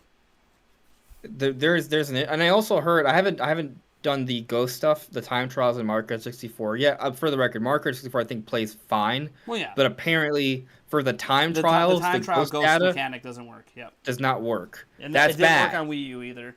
So That- like, that's- this isn't that- a new issue. It's more of a people kind of expect you to fix it at this point. They didn't. People Yeah. have already modified it on PC to fix it. So like, why can't Yeah. Nintendo? Like 10 years later, Yeah. after starting, it's one of those. It's one of those where I understand. Like I think for a general consumer, it's fine. But I also think that just because it's fine for general Most people, consumers, if you're I'm like an not a average general consumer, you're not going to notice. So, like, to me, I Yeah. have very high standards. If I'm going to hand you money for something I can actively do for free, knowingly do for free, easily do for free, and I'm going to pay you because I want to do it right. I don't want to do something illegal. Because I don't have the N64 carts anymore. I'm not dumping them. I'm going to get the ROMs illegally. I don't want to do that. I want to do it legally. But when you offer me a worse experience when I pay you than people who are doing this for nothing, it makes me feel like Nintendo's cheaping out. Because it runs on Chromebooks. We're not even talking about running on like super hardcore hardware here with these emulators. These N64 emulators have been around since the 90s. So like Switch is way more powerful than these emulators need. Which, by the way, you can hack your version 1 Switch and run better emulators than this gives on a hacked Switch. So like the Switch is capable of doing better emulation. Nintendo has to provide it.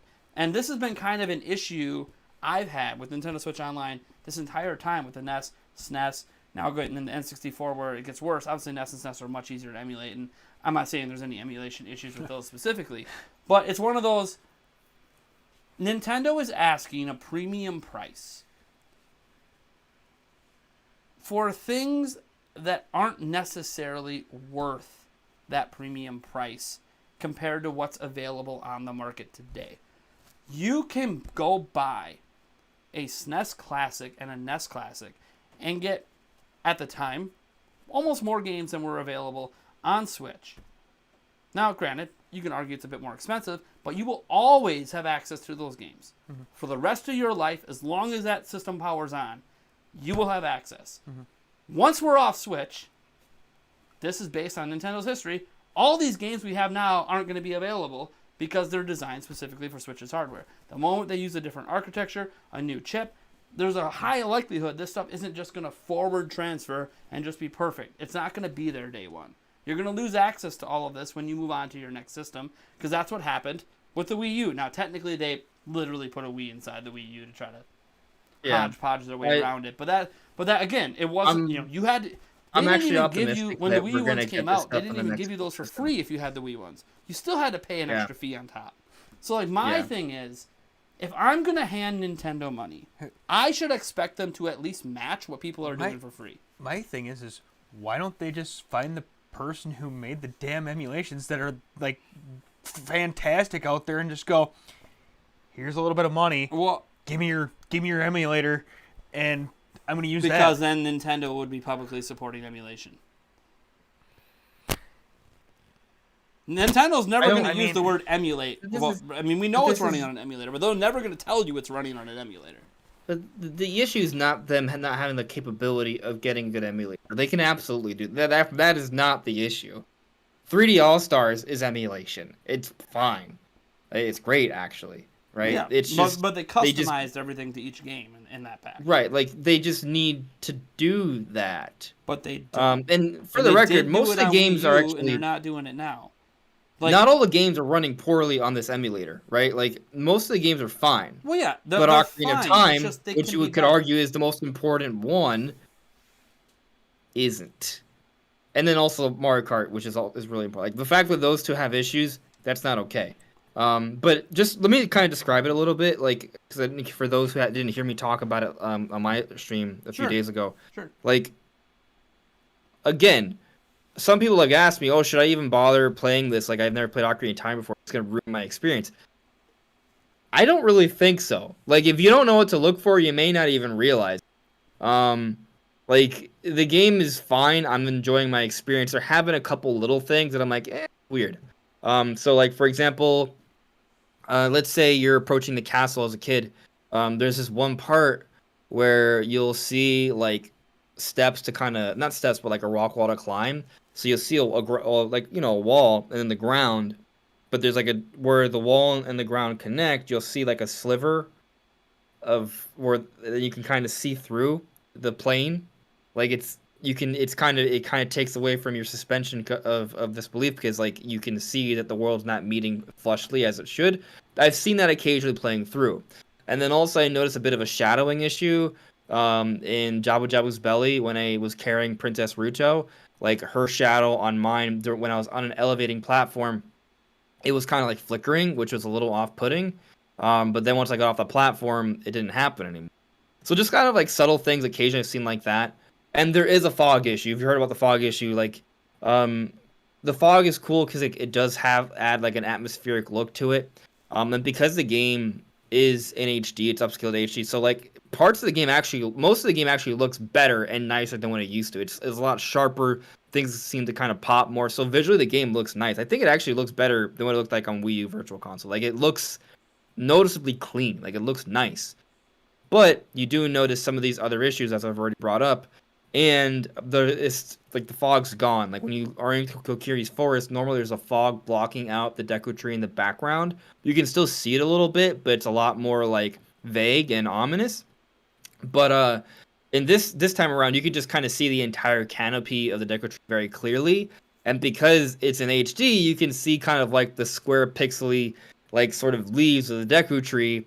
And it's just kind of shows like the age of the game more clearly because of that, because the fog is gone.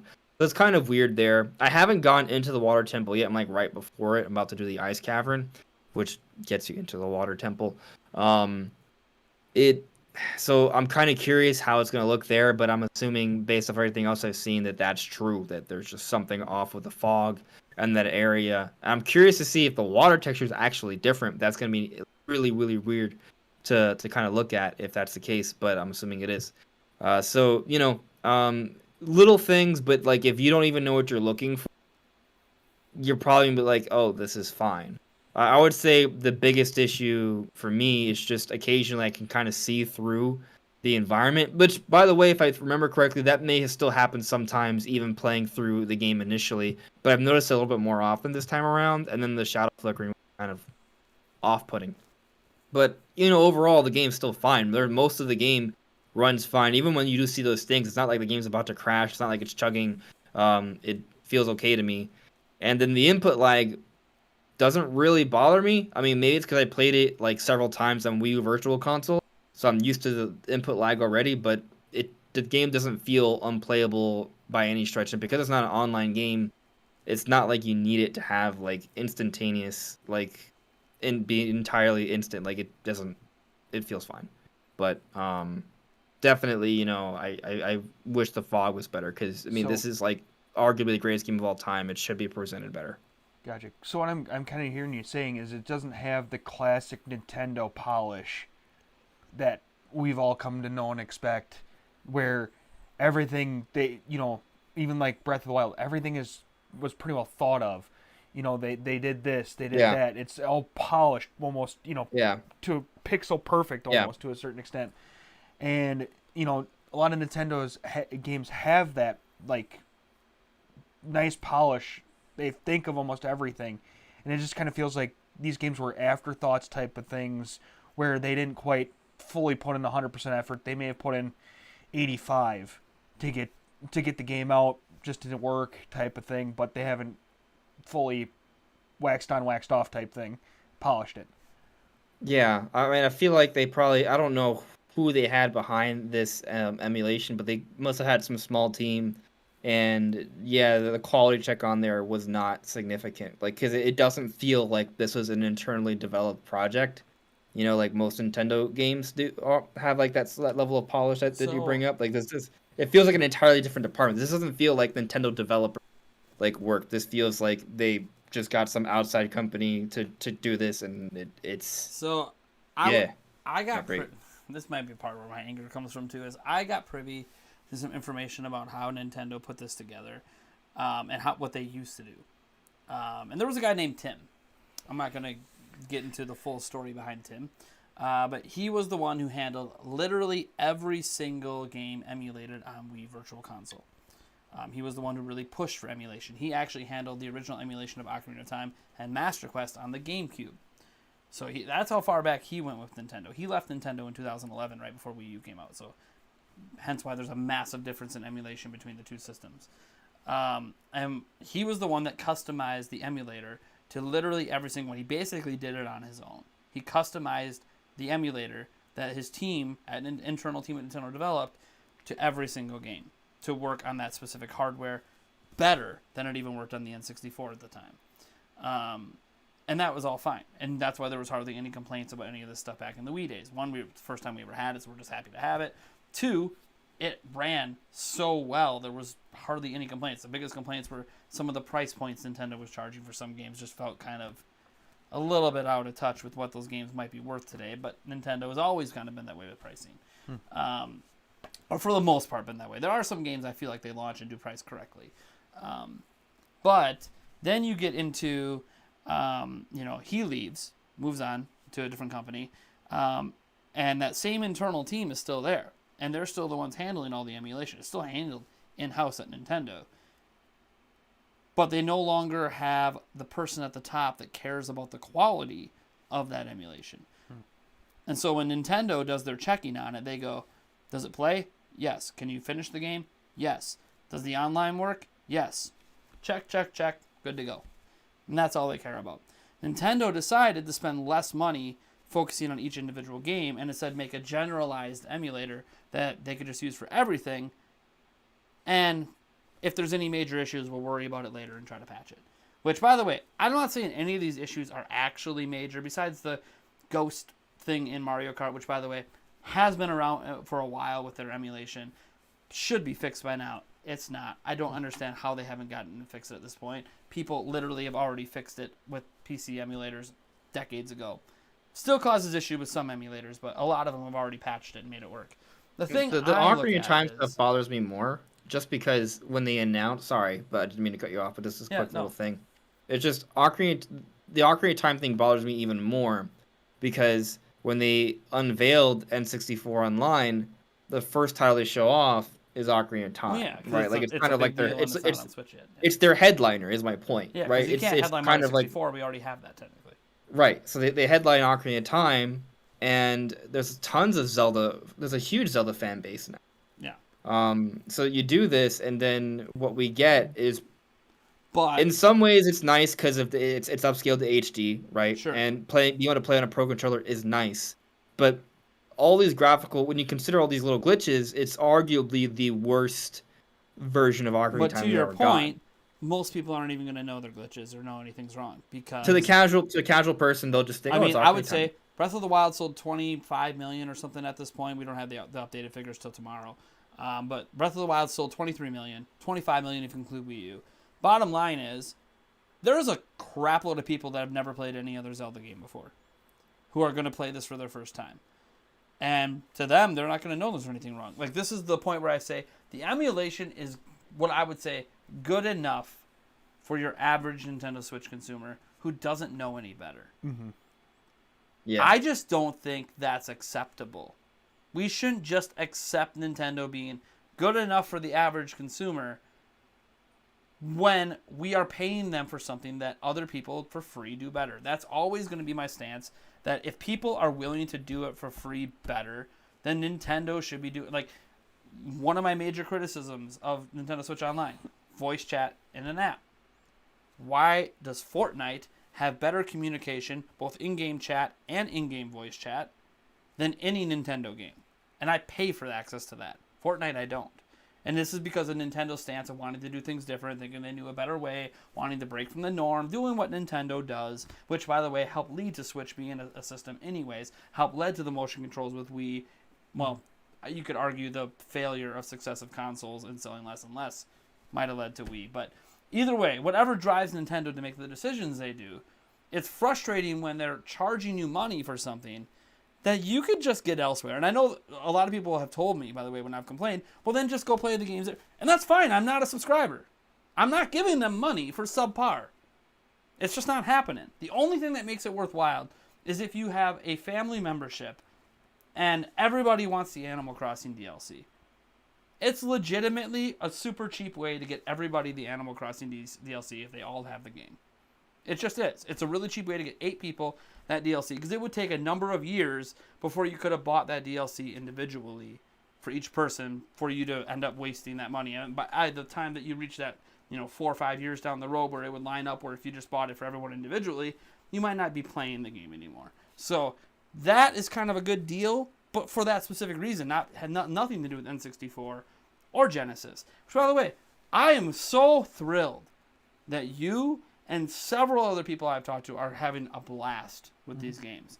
Classic games are amazing, and I'm super glad that people are starting to enjoy and play games they've maybe never played before. Especially Nintendo fans, a lot of them skipped a lot of these Genesis games because of the whole console wars back then. So this is really cool to see people enjoying this stuff, and I am so happy that they are. We're getting Sega But Saturn would be I epic. feel like, and I maybe a whole huge chunk of the internet feels this way too. By the way, the internet is a small, minuscule thing compared to the whole of It's a vocal 95 plus minority. million people that own Switches or whatever. Like, okay, us making it the most disliked video of all time at like 150,000 dislikes. That's cool. There's 90 plus million people who own Switch. It's nothing to Nintendo.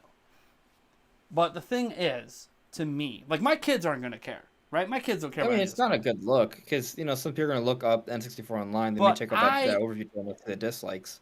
because of what I do and because of who I am, I hold Nintendo. This is like where people talk about how, oh, you're not critical of Nintendo. No, I hold them to higher standards than pretty much everyone who owns a Switch. Because I expect better. If I'm going to give you money, I expect you to deliver something that's better than something I get for free. That's my biggest problem with the voice chat. That's my biggest problem with how they've handled these online games. Like, all of this stuff, I can go on Amazon right now, spend $40, get a little Android device sent to me that has better emulation and has 7,000 games across platforms going all the way up to PlayStation 1 that work mostly flawlessly for $40. And I own that. And no one can take that away from me until the system breaks. You could, by the way, you can purchase this legally. Not saying it's legal for that company to be selling that. I guarantee they did not get the rights for all those ROMs. But they're widely available on Amazon. So forget even free emulation. This is, you're paying money for it, and you own it, and it's better, and you get more. And this is where it's like, when you look to who should have the best versions of their games, the company that made them. And when that's not the case, I can't justify spending $1 on this service. The only reason I even have Nintendo Switch Online service at all, the year membership, is just so I can play online matches with people on YouTube and my fan base, which I don't even do that often. But when I do, it's cool that I have it, and I don't have to think about it. Don't have to worry about. But you let me get re-up cloud this month. saves. You know, but even then, I And you don't can agree that the play thing should be $10.99. behind a paywall. I think it's ridiculous that it's behind a paywall. But I also think the same thing about Xbox and PlayStation as well. This is a general criticism. The consoles charge you money for play games online. I think it's just stupid. I already pay money for online. It's called my internet bill. Thanks. Mm-hmm. I play games for free online on my PC all the time. You don't have to profit off me. The internet company already gets plenty. Yeah, they do. I'm paying to access my own internet. Feels kind of dumb. But that's a general complaint and something that, unfortunately, if you want to play these console games, you have to do online. And you could argue if you want to play these N64 games online. Unfortunately, this is something that you have to pay for. And I totally get that. But I also just... It's never going to be okay to me that Nintendo's providing me the worst versions of their own games. It's just not... I can't wrap my mind that Nintendo thinks this is okay. And know why they do, by the way. Nintendo's nobody's friends. None of these companies are, guys. Like, they're all for-profit businesses. They're just trying to make as much money as they can for as cheap as they can. Yeah. Like, that's just the way it is. They didn't delay Breath of the Wild to Switch because Wii U was failing. They delayed Breath of the Wild to Switch because it's the most expensive game they've ever made, and there's no way in hell they're going to put it on a platform that nobody bought. Like, they're not dumb. They spent a shitload of money on a game. They're not going to send it out to die. They already tried that with Skyward Sword, thinking, oh, there's still enough Wiis in the market, but Wii didn't matter at that time anymore. They already announced their next-gen system. They sent it out to die. I like how you said we didn't matter. And Skyward Sword was an expensive game for them at the time. We as in W. So, I'm never going to be okay with it, and I don't think there's anyone that can convince me otherwise. I think for general consumers who don't give a shit, they're not watching my channel anyway, so hey, kudos to you guys. The people that watch my channel, I would say, are probably the more hardcore Nintendo faithful out there. That I hope, by the way, you guys don't participate in console wars and all that. I know that's a thing. I hate it. But I would hope that all of you guys can sort of agree to a certain extent that, hey, if we're going to give Nintendo our money, they should at least give us something better than I'm 2 clicks away from doing for free. By the way, you can do it on my iPhone too. The best way to... A little more than 2 clicks, though, to do it on an iPhone. The best way to stop emulation is to make a better version of it. Well, like, the number one argument against, like, Nintendo has a number of things, lawsuits and things going on, and being pissy about emulation and ROMs and all that.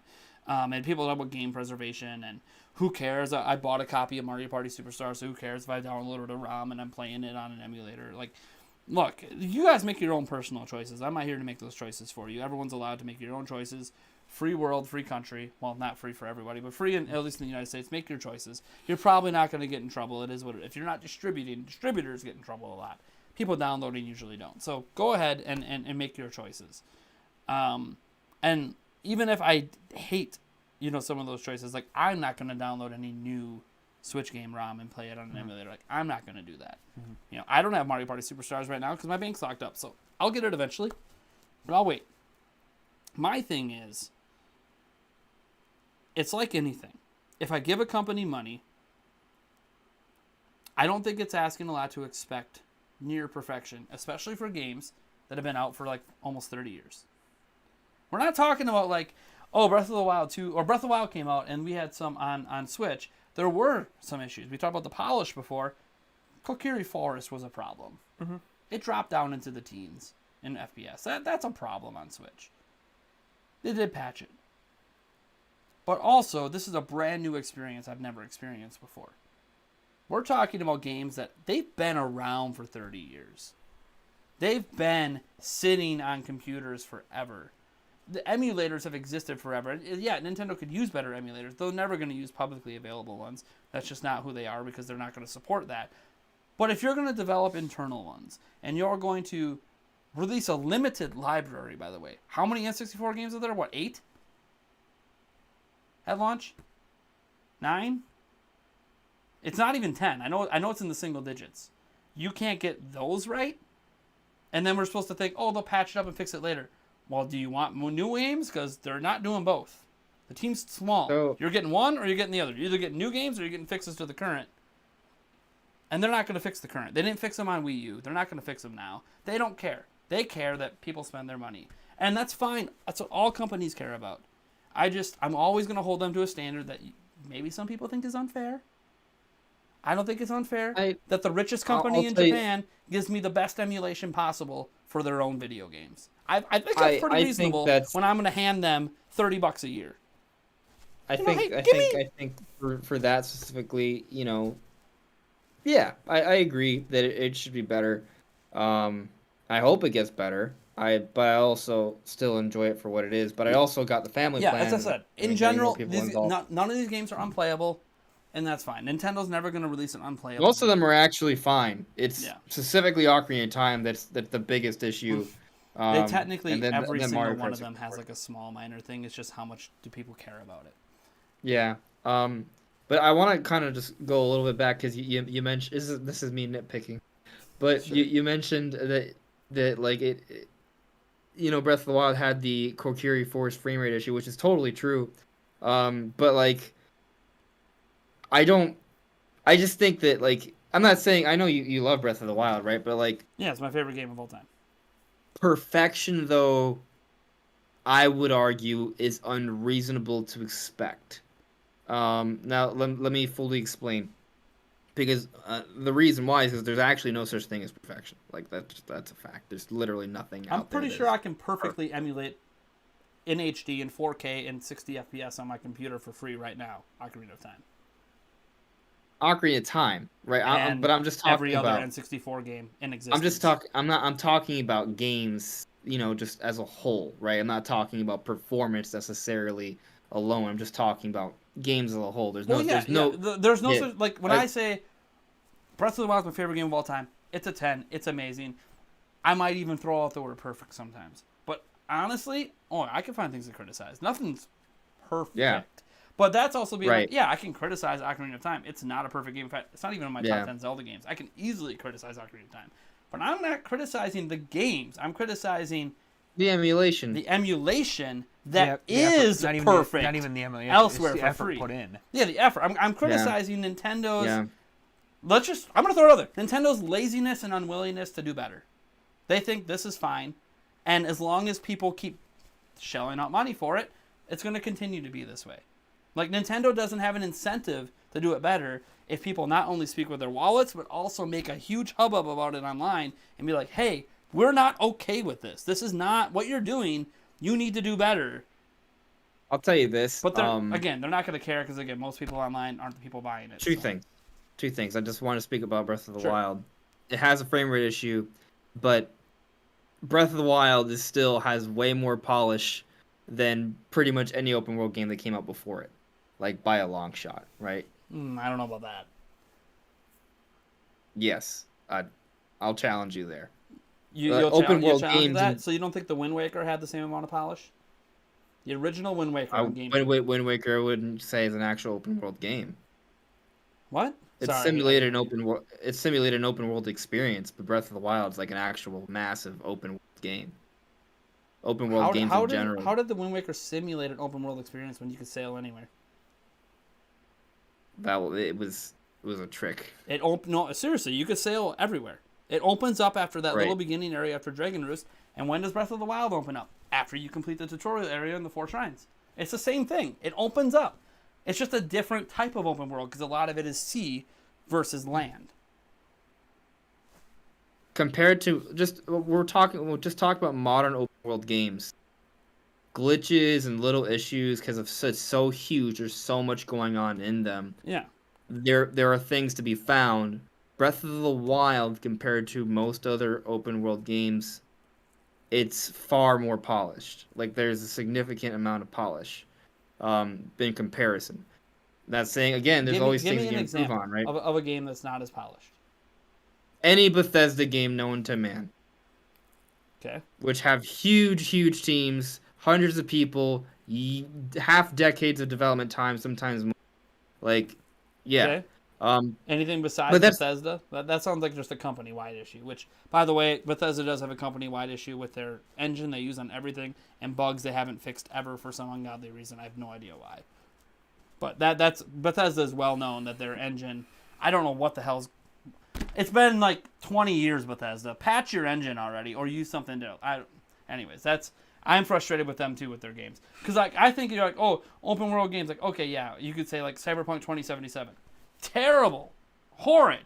Worst polished game ever. Like, is there even polish in that game? I don't even know. It wasn't even a complete video game when it came out. So like, okay, yeah, perfect example that supports your case. But then I think, yeah, but The Witcher 3 was pretty perfect at launch.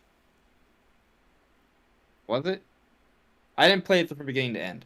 But like, a common in terms sentiment, of its polish level and everything, yeah, it wasn't game making bugs weren't there.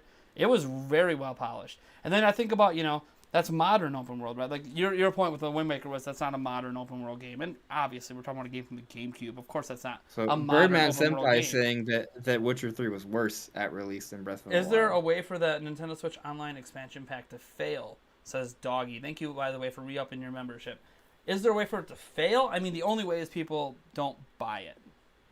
But here's the thing. That's actually here's the speaks to point problem I want to bring up. with, and this is something I know in the back of my mind. Here's the problem. What's Nintendo's messaging going to be if they thought N64 was going to add, let's say, 15 million more subscribers, and instead it only adds 1 million? Okay, let's say they don't get the number boost they want, which I think they're going to get it anyways. But let's say they don't. So a failure to Nintendo would be, we didn't gain new subscribers. We maybe converted some current ones to a higher tier, but we're not growing NSO like we want. The whole point of adding these consoles for Nintendo is to grow NSO. So let's say NSO isn't growing. That's Nintendo's worst case scenario. That would be a failure to them.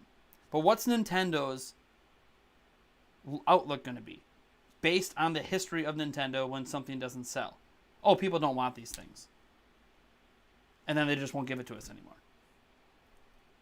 That's my fear, is if like people don't buy it, it's not going to be, oh, let's do it better. It's going to be, oh, people don't care about these games, so we're not, we spent all this money, we got all these licensing rights for all these third-party games coming to Sega, and we did all this work and all this legwork and invested a little money thinking we were going to make hand-over-fist money in return. We didn't. It didn't grow NSO. Man, people really don't care about they really only want to buy the nostalgic classic systems so it could sit on a shelf in their house. People don't actually want to play the games. Cool. We're just not going to give you retro games anymore. That's honestly, based on Nintendo's history, how they react when things don't sell. Oh, Federation Force is panned and not selling? Yeah, we're just not going to make Metroid. Other M panned, we're just not going to make Metroid games for a while. It's just the way it's going to be. We're just going to be done for a while.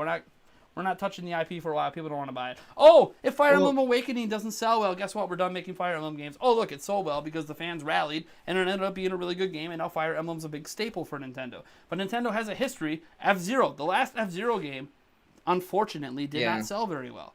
Notice how we haven't had one since? Yeah, that's true. Like, this is what Nintendo Metroid, does. though, When things don't sell, they just Federation people don't Force want them. So came out I in don't know. 2015. There's not really... Like, when I criticize and say, oh, we speak with our wallets, there is that fundamental issue that Nintendo's not going to get the right messaging from it because they just look at pocketbooks and go, fine, it's not worth the effort. Yeah, I'll say that for Metroid, though, Federation Force came out in 2015. Yeah, and then we got Samus Returns a little bit later. In 2017, so, like, and they also confirmed, they announced Prime 4 in 2017 as well. So it wasn't... I think when people talk about it, Federation Force, that issue, the issue was not with Metroid. Like, I think they understood the issue with Federation Force, so they didn't give up on Metroid because of Federation Force. Well, the they may have given up on Metroid because of Other M, though. Here's the issue. They said when Other M flopped, Nintendo didn't really use the word flop, but they used a term that suggested it did not meet expectations. They publicly stated they were going to put Metroid on the shelf. That's their own words. Nintendo publicly said, it wasn't even just Other M, though.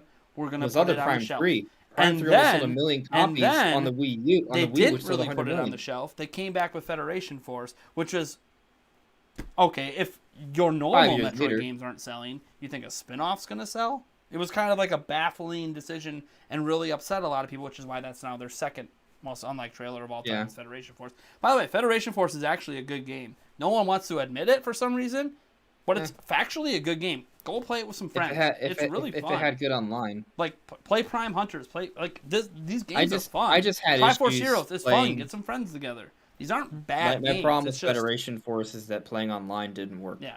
Every game I wanted played more. with my friend would crash. People wanted more. It was a co-op experience, and it just didn't. All my co-op missions would crash, so like I just couldn't play it. Is there a way but, to give like- Nintendo feedback? Says Doggy. We, The only feedback you can give them really is when they ask for it. They don't really Like- pay attention. At least this is according Nintendo was to aware of Reggie. the backlash. Reggie has been on a couple podcasts, and he's noted that when he worked at Nintendo of America, when he stated publicly that they don't listen to fan feedback, they literally don't listen to fan feedback. They only care when it's something Nintendo specifically puts out, like the Super Smash Bros. Poll to figure out what characters to add. They did pay attention to that because they asked for that information. When they send you polls through My Nintendo or surveys, they are looking for feedback. They will consider that feedback. Now, will they consider your individual feedback versus everybody else's? No, it'll have to be like a more general consensus from all of the feedback they get. It won't be one specific message, but Nintendo doesn't really care as long as they're making money. Mm-hmm. That's kind of the sneaky thing about all businesses. Amazon got a bunch of backlash for the way that they treated employees in warehouses and not letting them have bathroom breaks, and factually having news outlets report on poop bags hidden in aisles and stuff like this because they couldn't go to the bathroom. And yet, Amazon stock went down for like a day. People didn't stop using Amazon. Nobody cares as long as you're making money. And that's where Nintendo is right now. Most profitable company in all of Japan at the moment. So, let's kind of move on from this. I think we're just I kind of just going want in to circles. say... You got one thing you want to give? With that, I'll tell you that right now, I'm optimistic that the library is going to be something satisfying to me. So, and I'm planning on taking advantage of the family plan, so it's not really that expensive for me. So I'm good. But I'll tell you also, I am struggling getting people to get onto my family. Not as many people are jumping onto it as much as I thought. So, it's not vibing with a lot of people. So that may mean I may be paying a higher price than I anticipated. But also, if Nintendo fails to continually update the content here, I may drop the expansion pack, come next year or the year after. If I'm like, yeah, I don't need to spend this money. I got my fill of these games. I'll just, if I want them back, I'll either just collect them in real life, the actual N64 versions, and get some sort of cool like HDMI upscaler for it, which would be expensive, right? But I'll be getting it for more collector's reason. And then I'll just go down to the normal service, like. So, even though I bought this first year, it's on Nintendo to maintain subscribers for this. And I do feel like they're not doing a great... Like, if they want this to become more lucrative than their current setup, I don't think they're headed in a good direction. I think they need to make some serious changes. One, maybe a price cut. And if not a price cut, do something to make it feel more compelling. Announce that more regular DLC. Patch the emulation, make it a quality emulation. Give us more options with the app. Like maybe we could change around the just that weird sort of like board that has the icon on. Just that it needs more quality of life additions. Hopefully it's something that they actually like build on. Like if they're getting this much extra money from a subscription service, hopefully it's something they're more actively working on to improve so it gets better. Maybe it's not amazing right now, but they build on it and make it better. That's kind of like the best we can hope for right now. Cool. So our last topic was actually supposed to be you bring a topic to the table. So you got something for us? Pulling Pulling it off the top of his head. Here we go. Off the top of my head. So like, I don't know which one to pick. There's a lot of good ones. Know, I know you man. got your own show too this weekend, so. Yeah, I got a lot. Well, I'll tell you this. I was sort of talking about this on my podcast last Sunday, but like I could have gone further. We just stopped because of time. But on the note of time, and me looking at the Deku Tree, and because we've been talking about Ocarina of Time already, right, I'm kind of curious on your thoughts on what if Nintendo were to go back to Ocarina of Time someday, right? Like you look at this emulation, and it's not even like a quality, like yeah, it's not even like a quality emulation, right? And like I know, I mean, you're friends with Game Over Jesse, right? And Game Over Jesse's been talking about he's heard that there's an Ocarina of Time HD in the works, right? And I haven't double checked. Maybe it was for this emulation, but maybe it's not, right? Like, what if there is something else? And I'm not saying for sure it is, but what if, right? Like, what if there is like an Ocarina of Time project that they're working on, right? Like, what if Nintendo right now is finalizing Breath of the Wild 2, and their next thing is to not remake, reimagine Ocarina of Time? Like, if there's ever a game that Nintendo goes back to and reimagines it similar to what they did with Final Fantasy VII Remake. I said similar, not the same, because I know some people have some problems with 7 Remake. Nintendo would do it better, I hope. But what if they were to go back, reassess that game, and modernize it significantly? Like, restructure it, add more content, tell a slightly different narrative. And some of you may jump at the idea, why would you change the story for Ocarina? Well, actually, because they need to. Because Ocarina of Time causes a three-way timeline split, and it technically only explains two, not the third. There's nothing in Ocarina of Time that explains why there's the Fallen Hero timeline. Imagine if they were to go back to Ocarina of Time, reimagine it with modern-day visuals, maybe give us a Light Temple dungeon, because we were just given the Light Medallion. There's no actual dungeon for that one. What happened? It feels like cut content. Throw us in a new dungeon, add more side quests, maybe fill up the other half of the map that has nothing there. Because, like, there's the right side of the map that has towns, and there's the left side that just has a desert. Like, it's just weird. Just to make it a more cohesive world, there's a lot of really cool characters in there. Build that up. And maybe also answer the question to the Fallen Hero timeline. Put something in there for that. I think it would be amazing. And it could be like a project between major Zelda games. I mean, it would be cool. So Ocarina of Time is the game that made me fall in love with the Zelda series, but, for me personally, it ranks pretty far down the list of the games that I want to see this happen to, but I understand its importance, and I know its popularity, and with Zelda being more popular than ever, it's kind of a great time to do it. Now, I don't agree that we need to change the story to explain the Fallen Hero timeline, because the whole point of it is that you're dead and you can't play the game when you're dead. So that's the explanation. It's a weak explanation, by the way, but that's the official explanation. That's why it's called the Fallen Hero timeline, because you fell, you died, you failed. It wasn't just that you failed and you lived, you died. He killed you. You died somewhere in your adventure, which, by the way, when it comes to the way that when they brought up the fact that can create a split, I mean, then you can split off any game, because you can die in any game. So that it was kind of a weird explanation, but also that's the official explanation, and it does technically make sense. It's just, it also means every game's a split. They just haven't had something happen on the split yet.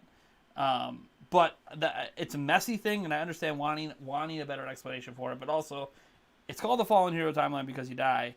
You can't play the game if you die. Now, you could say you could play the game. It just changes perspectives. Maybe you become Zelda or some other character that lives past when Link would die. And then you suddenly have a three-way ending of sorts, which isn't really a three-way ending because technically there's only one ending, but it's understood because of the time travel mechanics why there's a split, even though you only ever see the end to one of those splits. Sort of, because you also get sent back in time, so you kind of see both endings. It's weird, right? It's a weird thing, but it makes a little bit of sense because there's so much damn time travel in that game, which you could argue every time he time travels to the past and then back to the present. Yeah, depending on how time works, right? And every time he dies, there's like infinite time loops there. So it's like, it's really weird, but whatever. Like, Nintendo chose not to use that explanation and said, nope, Link died, and this is what happens then. Like, okay, well, I mean, technically Link wasn't around for 7 years, and we saw what happened to that. Okay, like I don't. Okay, sure, that's what the explanation you want to use. Sure, it's possible. Yeah. I mean, yeah, I get it's kind of weak, but technically it Like, does make sense. yeah, I'm not so sure they we don't- need more of that. I understand that they don't have to do Yeah, it, they don't right? have Like to. Yeah. they're in a It's position where they desire can just to let want it them be. to expand upon it and But give us the more. point is that there's material, right? There's material for it. I don't think they're gonna do that, by the way. Like, I think it's possible they could quote unquote remake the game. Don't know how, don't know what they're gonna do, what Do you think engine, it's what they're plausible, though? but it's possible they could remake it. I just don't think they're reimagining anything. Like Final Fantasy VII's remake it's a remake, but it's almost a reimagined remake. There's additional things that never happened in the original game. Well, the the base story's plot is slightly still different. there, of course. And I don't like that it's split up over all these things. I understand they added so much to the game, and that's why they're splitting it up because it makes them the most money. That's just reality. They could literally just wait and take 12 years to make this game like they did with Shadow of the Colossus and call it, or not the sequel, The Last Guardian, and just call it a day. But they don't. They want to maximize profits, and so they release it in parts. They release it as they finish sections. It is what it is, right? People seem to be mostly fine with it that are enjoying it. So more power to them. I'm personally gonna wait till the whole thing is complete and they end up repackaging it for just $70 on PlayStation 5 at some point. I hear Because that's ya. gonna happen. Yeah. So I'm just gonna Let wait me till throw it's it all in the- done and then I'll let- play start to finish and be good. Let me throw an idea out for you. I just with Ocarina of Time, it's such a classic, and Final Fantasy VII was too. That I feel like the way Nintendo does things, like you look at like the definitive edition of Xenoblade, or you look at anything they've done, even like the Wind Waker HD, which I feel like they had real work put into it in comparison to like Twilight Princess HD is more like a texture up-res pack that they eliminated some of the Twilight. They added a couple things and they eliminated some of the tedium of it. But people have done that with mods and emulators, so like it kind of felt like, okay, yeah, almost anyone can kind of throw together I always that. felt like they The needed Wind to add Waker more had a whole content. new lighting system. They redid most of the character models. They literally got rid of the Tingle Tuner and replaced it with a completely different mechanic, which, as cool as those Tingle bottles are, dude, you got rid of the story of Tingle. Damn it. Come on. We literally had a gamepad. Come on now. You didn't need to get rid of Tingle's story. Anyways, it is what it is. I wish they would have reincorporated it in a different way if they didn't want to, because it was based on a GBA connection. But, which, by the way, I don't think most people that play Wind Waker even know Tingle's story, because how many of you actually used the Tingle Tuner and did the Tingle Tuner side quest? Did not. Most people didn't. Anything that involved Did GBA not. connectivity, I don't think most people did. No, We I mean, did I saw for Tingle, some but, games, you know, but yeah. I did for Wind Waker, but most people didn't. Most people didn't either have a GBA and have it, or have the connection cable, or care, or even know. Like if you don't even go down to Tingle's little jail, you don't even know. You just skip the whole thing. So I think that I want Nintendo to do as you describe, and it's fun to dream. It's like a pipe dream. Yeah. But then again, Breath of the Wild was a pipe dream to me. I never thought they'd make a Zelda game like that. I always hoped they would. It was kind of like this is what Zelda could have been if they would have stuck with open world after Zelda 2. Yeah. But they didn't. So, like, it's fine. Zelda still became something that was great. If you play Ocarina of Time, you feel like that was their attempt at an open world with the technology they had at the time, right? Like, could they have done more? There was actual open world games on the N64, like true open world. So I don't Like think that what? was all Ocarina of Time was A Link to the Past in 3D. People don't want to Well, talk about right. that or admit to it, but it's literally look at the Sure. structure, look at But how the world just- is set up, look at how the story's even set up. It's essentially 3D A Link to the Past. Took me Yeah, a I while get to what figure you- that out, but it But basically give me an example of everything an that open people world give game. credit to Ocarina of Time for happened in A Link to the But Past. give me an example of an open world game during the Z-targeting was like the N64 era big that was major good. addition. But Do you have Sorry, an go on. example of one? Do you have an example of a good open world game during the N64 era? Like, my point is, yes, they could have technically created a world that had seamless sort of loading, but there would have been limitations with that. Like, I think they did a pretty good job with Ocarina of Time for the time, right? I think the natural progression for Zelda was always to go up, but at the time, that's kind of what the best approximation that they should have done. well, was I always having say this. areas that you load into. If we got open world games on the NES, I don't think there's an excuse on more powerful hardware to not have open world games. well, the Because difference think about though it like is this: that when they made A Link to the Past, because A Link to the Past is when they got rid of A Link to the Past and Link's Awakening, kind of like were when they stopped the open world stuff. They made a more linear, story-based experience. So that's the way it was. Zelda 2, Zelda 1, you got most of your story in the pamphlets. There wasn't a ton of story in the game, which allowed there to be a heck of a lot of freedom, which some people prefer story, by the way, and that's totally fine. So Zelda 1 and Zelda 2 were more open because they didn't really give you much in the game for the story. You just kind of figured it out as you went. Breath of the Wild, by the way, what's the number one complaints about it? Oh, the story is so scattered and this and that. I'm like, yeah, because that's like how open world games typically work. They don't necessarily work with Ocarina of Time memories, does per have se. some freedom, though. You can do the dungeons a little bit out of order. Not entirely, but you can do them a little bit out of order. Yeah, okay, put it this way. You can do the dungeons out of order in A Link to the Past, but it heavily pushes you to a suggested order. It's not intended to be done out of order. Just like in Ocarina of Time, you can do all the dungeons out of order. It's not intended to be done out of order. You can do it. It's not meant to be that way. Zelda 2 and Zelda 1 don't tell you where to go or what to do. You can literally go to the final dungeon right away and not even realize you're at the final dungeon.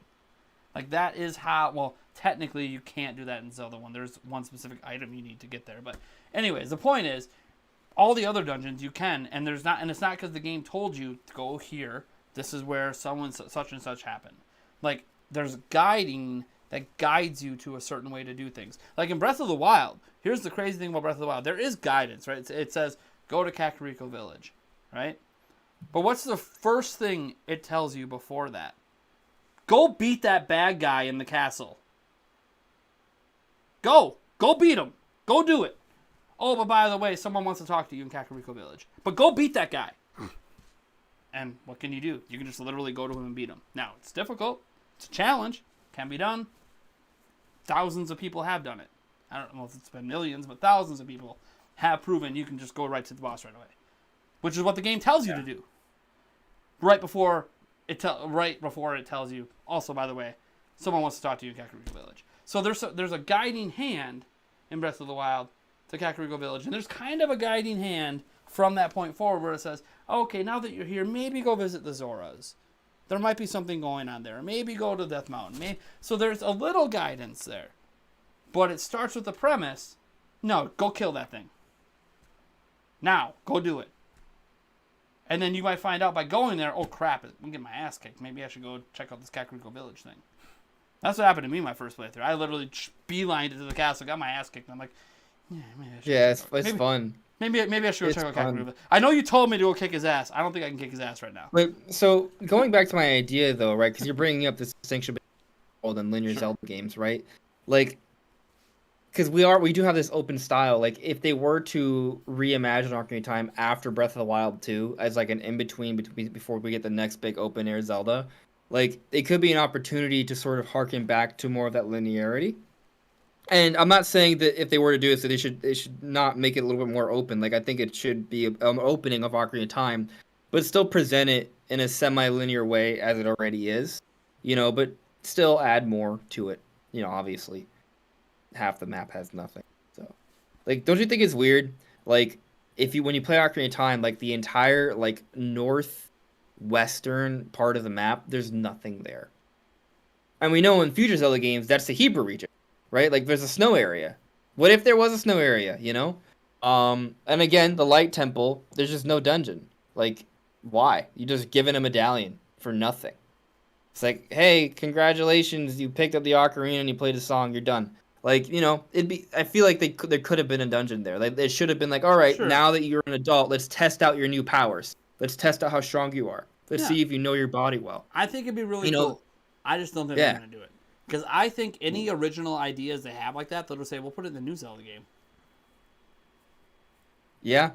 See, the problem Final Fantasy has, and why they kind of got away with what they're doing with Final Fantasy VII, is they haven't exactly had the greatest of sales with their last, 5 Final Fantasy games. They've all kind of undersold what they wanted it to sell for how much money they put into it. So going back they went back to their past and said, everybody loves Final Fantasy VII, so let's just do that. And let's put our ideas into that. Whereas Zelda's more popular today than ever with Breath of the Wild and Breath of the Wild 2. I don't see them thinking, let's go back to Ocarina of Time and put some of our new fresh ideas in there versus a game that we could just make a new version of that everybody universally loves, make a third one, and sell 20 million of that on a brand new system. Ocarina of Time is amazing. but also it didn't even sell half. Actually, it probably sold less than a third of what Breath of the Wild did. So like, I don't know the interest is there from Nintendo to be like, let's just rebuild. Like, I think an HD version might exist someday, maybe, but I think it's going to be more along, they just HDified the 3DS version, like they did with Miitopia. More so than like actually, like if you just look at Nintendo's history, they've never done this, and there's no reason to think that they would do this. It's a big money investment for something that they don't know is going to actually sell. They know they could say we can put $200 million in the Breath of the Wild 2, which I don't think they did put $200 million into because they already have the engine built. But let's say they can justify whatever budget they want because Breath of the Wild massively outsold their expectations. Mm-hmm. So they have a huge budget they could throw at 2, knowing, hey, it might not hit 25 million, but it's a pretty safe bet this thing's going to sell 10 to 15 million copies. So, from my perspective, if they were to do this, and again, I agree. Like, I'm presenting this as a fun idea. Yeah, no, I want this to happen. By the way, I want this to happen to Majora's Mask as well. I want this to basically happen to every classic Zelda game that's ever existed. Reimagine the shit out of it and give me my dreams, please. It's just. But is it realistic? Like I don't allow myself to go to these spaces because it makes me disappointed with what we do get. So I'm not gonna bet or predict that it's gonna happen anytime soon, but I do think there's a chance. So you're saying there's a chance. Right, there's a chance. How big is that chance? Now, you put a number on. 20. 20 out of what? 25%. 20%? 25. 20. Yeah, like there's like you think there's like a 1 in 4 chance that this happens? Maybe 1 in 5, somewhere 20 to 25%. It's a range, but like I think there's a chance that they do that. But to your point, what makes you think beyond your personal desire? What makes you honestly think? Like set aside. I really want this to happen, and go. What logic does Nintendo have to do it? So, firstly, to the point about personal desire, I think the fact that the core Nintendo fan base will pretty much entirely love the idea, like that alone is already a good argument. And let me explain. The reason we buy games is because we want them. Okay? So if we want something, then that's already an indicator that it will make money. You understand my point? It may sound really basic, but my point is that alone is already a good reason because it's something that I think the core Zelda fan base will really love. That's your point from earlier, though. To you? Ocarina of Time, like your dream Ocarina of Time game here, or Breath of the Wild 2? Well, Breath of the Wild 2, that's tough. Is it though? Because I think Breath of the Wild 2 has a potential, depending on how they handle it, to match Breath of the Wild 1. Yeah, and I think it's going to end up being eventually an cross-gen game someday too. I think they're going to relaunch. Sure, and that re-release of it probably there's no way in hell that game's just going to stay on Switch forever. Yeah. They're bringing that to the next platform. The important thing to Breath of the Wild 2 is they have to market it not as a sequel necessarily. Like, it is going to be a sequel, but don't call it Breath of the Wild 2. It has to have its own dedicated name. It needs to be something that people can just jump into from that one. And because it'll be Breath, done that with Zelda though. I mean, they had Zelda exactly 2, technically, but you really didn't need to play 1 to play Zelda 2. So. Yeah, but I think doing that and actually mastering the open air mechanics and style more so, they can make an actual better, more complete game. Totally agree. So it actually, there's so much time building that engine. I think now it's like now we can do all our dreams. Now you can master. You can really push what you established to another level. We're in the sky. Lots of crazy stuff. We're underground. Like things that that's they one didn't of the have necessarily the time to do because they spent so much time building the engine. Just think about Ocarina of Time though. Like there's some beautiful things about like it. I think in terms of a story, like it's pretty well told for what we expected from Zelda at the time. Well, at the time, I can't expect much more than that at the time. Yeah, but it had a very nice atmosphere to it. But also there was a certain darkness to it that it had that was pretty cool as well. And it seems like they're trying to bring in a lot of that darkness into Breath of the Wild 2, which I'm excited about. I do feel like the art style might hold it back a little bit, but still, we'll see. It's pretty cool. But another really cool thing back then were the dungeons. They were set pieces. They had an implicit history there. You look at Breath of the Wild 1, there's a lot of shrines. They're kind of basic by comparison, right? And then you have these unique bosses that have these epic names like King Dodongo, Sure. like old, like prehistoric lava dinosaur, But right? couldn't You're they just do that like, in Breath what of the is Wild this too? thing? What? Couldn't they just do I that? think in the right. Zelda That's what game? I'm saying. I think Breath of the Wild 2 should do that, right? Like I think, why, and I that think it will. I mean, there are. I would say, want my subterranean lava dragon. Like that, they just had such cool names on Ocarina of Time. Like there was a certain like swag and epicness that they had back. I would argue the names were a little bit plain. They were kind of like really on point. Like you said, subterranean lava dragon. Okay, well, it's a dragon that's under the earth and in lava.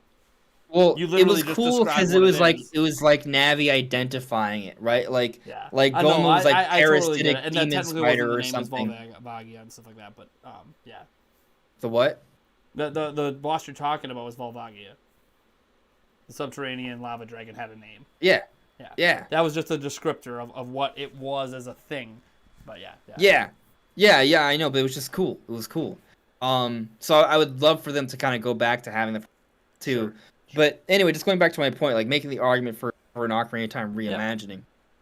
Ocarina of Time sold 7 million back on the N64, which had a pretty small install base. I don't even think it hit 40 million. So, we're talking about like it sold It about was like 35, 36 mil. right. So it was about 20%. Like about 20% of N64 owners had Ocarina, which is similar to Breath of the Wild on Switch. Breath of the Wild is a little bit better, I think, a little bit better of an install rate, but it's comparable. Switch is just selling so much better, right? I think that if they were to reimagine Ocarina of Time, it would still sell incredibly well. You look at Link's Awakening remake; that thing sold like 5 million or more. That's just Link's Awakening remake. Which, You by gonna tell the me way, that is only like a small uptick over the original release. That sold 4.5 million. Sure, but I'm saying Ocarina of Time remake, I feel like it definitely sell more than that. Sure, I think it could hit 10. I don't think it's getting 20. And Sure, but I Breath of think the Wild 10 2 could hit million. 20. You got to remember, Ocarina of Time, incredible sales for at the time. Still wasn't even close to the best-selling game on the N64. So, as much interest as there was in that game, and as much as it grew the fan base, it was the best-selling Zelda game for a long time until Twilight Princess came along. And then after that, it became Breath of the Wild. And obviously, we have no idea where Zelda's going to go from here because we're in uncharted territory. Zelda's never been bigger than it is right now. But my thing is, I look at Link's Awakening and I go, yeah, okay, it's a top-down Zelda game. Interest wasn't going to be as high. It did outsell the original release, but not by a significant margin. I look at Ocarina of Time as, sure, it'll be a more significant. It's not going to be 500,000. It'll be 3 million, 5 million. Heck, let's say it doubles in sales to 14. That's incredible. But also, the interest in that game is based on people who already played that game. You talked about the core fan base. Well, the core Zelda fan base is on Switch because this is where they've never had Zelda more popular than it is now. So the interest level in what's next after the biggest Zelda game to ever release is so much higher than anything that's ever happened in the Zelda series before. That just bringing something like the reason Final Fantasy VII is doing so big is because Final Fantasy is dwindling. It's going down. Zelda's skyrocketing right now. Sure. The classic games aren't why it's skyrocketing. So like bringing back one that feels fresh, feels new, looks amazing. And we might see this, by the way, whenever we get Wind Waker HD and Twilight Princess HD. Could be a little proving ground. If those sell 15 million, well, no, but those aren't. But, I don't think they're going but, to. But But hold that's on a a little second, insane. though. But I don't think that's entirely fair to the point I'm making, though, because you're talking about feel like the point you're making- like a straight up like remake with enhanced visuals and quality of life updates. Sure. What we're talking about is effectively a new game, Sure. but retelling a story. Sure. Right? That Like- doesn't play like- anything like Breath of the Wild because it's got to be its own thing. And Breath Well, of the I Wild mean, is what I made think- Zelda popular. I think Like, it'll I'm still worried- no. What Well, hold on a happens to- second, like though. I just don't see a world It'll where still have open air elements. sure, Right, like sure, they'd no, be no, I'm they'd not be saying reimagining that. it. But like, and are you gonna throw this game ragdoll would physics still. in Ocarina of Time? Well, I mean that comes down to if this is a reimagining, we're talking about overhauled combat mechanics. We're talking about overhauled. Well, what I'm saying is, do you Breath of the Wild the game? Would basically just use the Breath of the To an Wild engine extent, make yeah. Ocarina of Time. To an extent, yeah. You would probably maybe build Ocarina of Time based off that engine, a different visual style, right? and maybe the world isn't as like literally large in terms of volume. I don't But, know that like- Nintendo would do a different visual style. The reason I say that I don't know that No, they they would will. is because Ocarina of Time was obviously at the time like a more realistic art style. Nintendo doesn't like that. It changes the rating of the game. They want it to be E for everybody if they Well, possibly can. no, but Breath of the Wild is teen, isn't it? Sure. Or is it? Or is Now it E10? imagine Ocarina of Time that has actual blood in it, and he's using a real like if you take Breath of the Wild and the rating board has showed this Breath of the Wild, if you give it a realistic like a hyper realistic, or not even hyper realistic because Switch can't really even do that, but you give it a more realistic art style, it won't be rated T, it'll be rated M. Is it T or E10? It'll be rated I'm M for trying to figure it out. violence because it's too realistic. The reason Breath of the Wild doesn't get rated E10. that way is I don't know. because of its art style. It's directly due to the art style. Twilight Princess was a teen, and that game was the best-selling Zelda game in the franchise until Breath Yep. of the Wild. Absolutely was. I mean, I think you can have a little blood, but they don't even. You can Ocarina have of Time blood, like has like an entire area that's full of it. To like just eliminate that, people would be pretty upset that you just fundamentally changed the bottom of the well. You just got rid of all these elements in the bottom of the well. And I They think there's did it- more to the they- game than they the bottom kinda- of the well. Ocarina of Time 3D. What is that rated? Like I'm trying to put it this way: Nintendo doesn't make those kind of games anymore. Metroid is like the closest you get to it these days. Even Xenoblade leans heavily into anime. I don't think that it's. I don't know. I don't think. It's I'm that just big a saying deal. Nintendo doesn't make those kind of games. Is what I'm trying to point out. Like I can't think of a single modern Nintendo game today that Nintendo goes in that art direction. It's gonna be a different art direction. Sure. I not gonna be personally like- think, even if, let's say you get your different art direction, people are going to look at it as, do I want to play an old game in Breath of the Wild style, or do I want to play a new game in Breath of the Wild style? Now, I'm not saying it's going to feel new, of course. Millions of people haven't played it, And but part of it might have been it's new to them though too. I mean, like, I'll put it this way. If the last Final Fantasy game that came out was the best-selling by the same margin that Zelda Breath of the Wild is, would Final Fantasy VII 1 even exist? Or would they just be working on the next Final Fantasy game? So, Which they are, so by I the way, think working on the next hold Final on, Fantasy hold on game. a second. There's another issue I'm having with the argument because I'm not framing this as the next big 3D Zelda in place of Nintendo's next big project. I'm talking about this as an But inventory. it would have to be. This would have to be the core Zelda team making it, and it would take the place Yes. of a brand new Zelda game. It would wouldn't get this take as long. instead of a new game. Because there's no way wouldn't they take do as this long. without putting the full team on it. So you're asking It them to wouldn't do take as something long. that takes everybody. They can work on two at once, and it would push up. It would push it up, right? But it would They've push it up, but never it done wouldn't that. be. They've worked on two Zeldas, not two big 3D Zeldas at once. It's never happened. It's never happened in the history of Nintendo. So why would it happen now? Keep in mind, they had a staff of over 300 Anything is people possible. making Breath of the Wild, and they have a staff of 350 people making Breath of the Wild 2. How the hell do you think they could split that team up to make two Zeldas at once? They could do it. How? Nintendo's do it. adverse to spending money. How? I'm How not. are they Look, doing it? look. This They're again. gonna double this the Zelda team size we're not. overnight? The point is, we're More and not more talking about. No, We're not talking because about. it's popular at the current size. Why make it bigger? We're not Hello, talking Pokemon about Company, this why do they actually for add more sure people? happening, right? You know? I'm talking about this as a possibility. Yeah, I know Right. you are. Yeah. I know. Yeah. I know. I'm taking the devil's advocate viewpoint of this Yeah. doesn't make any financial sense for Nintendo to even do this. But versus just making a new I game. still disagree with that though. Like you, I Well, 'cause think you I think it's you're going to putting sell too it much. almost as well as say Breath of the Wild 2 will. You kind of feel like the sales potential is there. I But think you I also think it's have a at least a 10 nostalgic million interest in plus up. Ocarina of Time that fans today don't. People who bought Breath of the Wild who've never played Zelda before don't give two shits about Ocarina of Time. No. Hear me out though. If Link's Awakening remake can sell 5 million, a Ocarina of Time reimagining, which is more than just a basic remake, will absolutely sell more than double. Okay, like Well, the yeah, it'll sell impact more than of this, 5 in my because the original opinion, sold 7. and I think a lot of people agree with me here, it's gonna basically have the sales potential of a brand new 3. If they're reimagining it, giving it modern open air mechanics, say this. if they're adding more story elements, I will more say this. characters, more towns, side quests, It an will have the entirely new sales visual potential style. of a new Zelda game in comparison to what Zelda games used to be. No. No. Because it'll still have the open air mechanics. It still will be bringing in a large Zelda fan base. I don't think it'll necessarily outsell Breath of the Wild. I mean, I don't know. Like, depending on how they market and how it looks, right? Because also the visual style I have in mind for this will look pretty cool. So, you remember the Wii U tech demo for Twilight that was based on the Twilight Princess art style? Yeah. Like, imagine a visual style like that, but obviously with Ocarina of Time Link. Like a very surreal, fanciful style that's almost like a Pixar, Disney movie quality kind of look. Like, imagine if it looked kind of like a fantasy, epic Disney kind of like 3D animated movie. Like, imagine that on not Switch hardware, but next generation hardware, right? Like, I think something like I'm that. imagining a teen to immature rating that's going to limit sales, and Nintendo's not going to go there.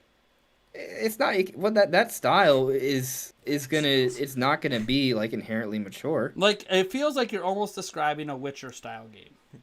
No. I mean, it's not like that. I know the style you're talking about because I love it's that not. It's not. It's not. I'm not. I think that's where I'm talking about Disney. I'm mentioning Disney and like 3D Pixar movies as like a comparison. Like, that's not mature. That's the opposite. Yeah, I was gonna be like, that's like not even close to the art style you were describing. Right, but it is. So like, not as chibi of a look, right? But like, if you look at the Wii U 11 tech demo, like, it's not realistic. It's not like Witcher at all. It's like the most realistic thing Nintendo's ever created. It's not real. I wouldn't say it's realistic. I would say it's using a lot of advanced techniques, but it's a very surreal look. Like, I would say it's. I mean, like Metroid Dread, for example, it's not real. It looks like Twilight Princess remastered the way Twilight Princess people want it to be remastered. Is what I feel like it has a little bit more of a fanciful, slightly. Sure. Right.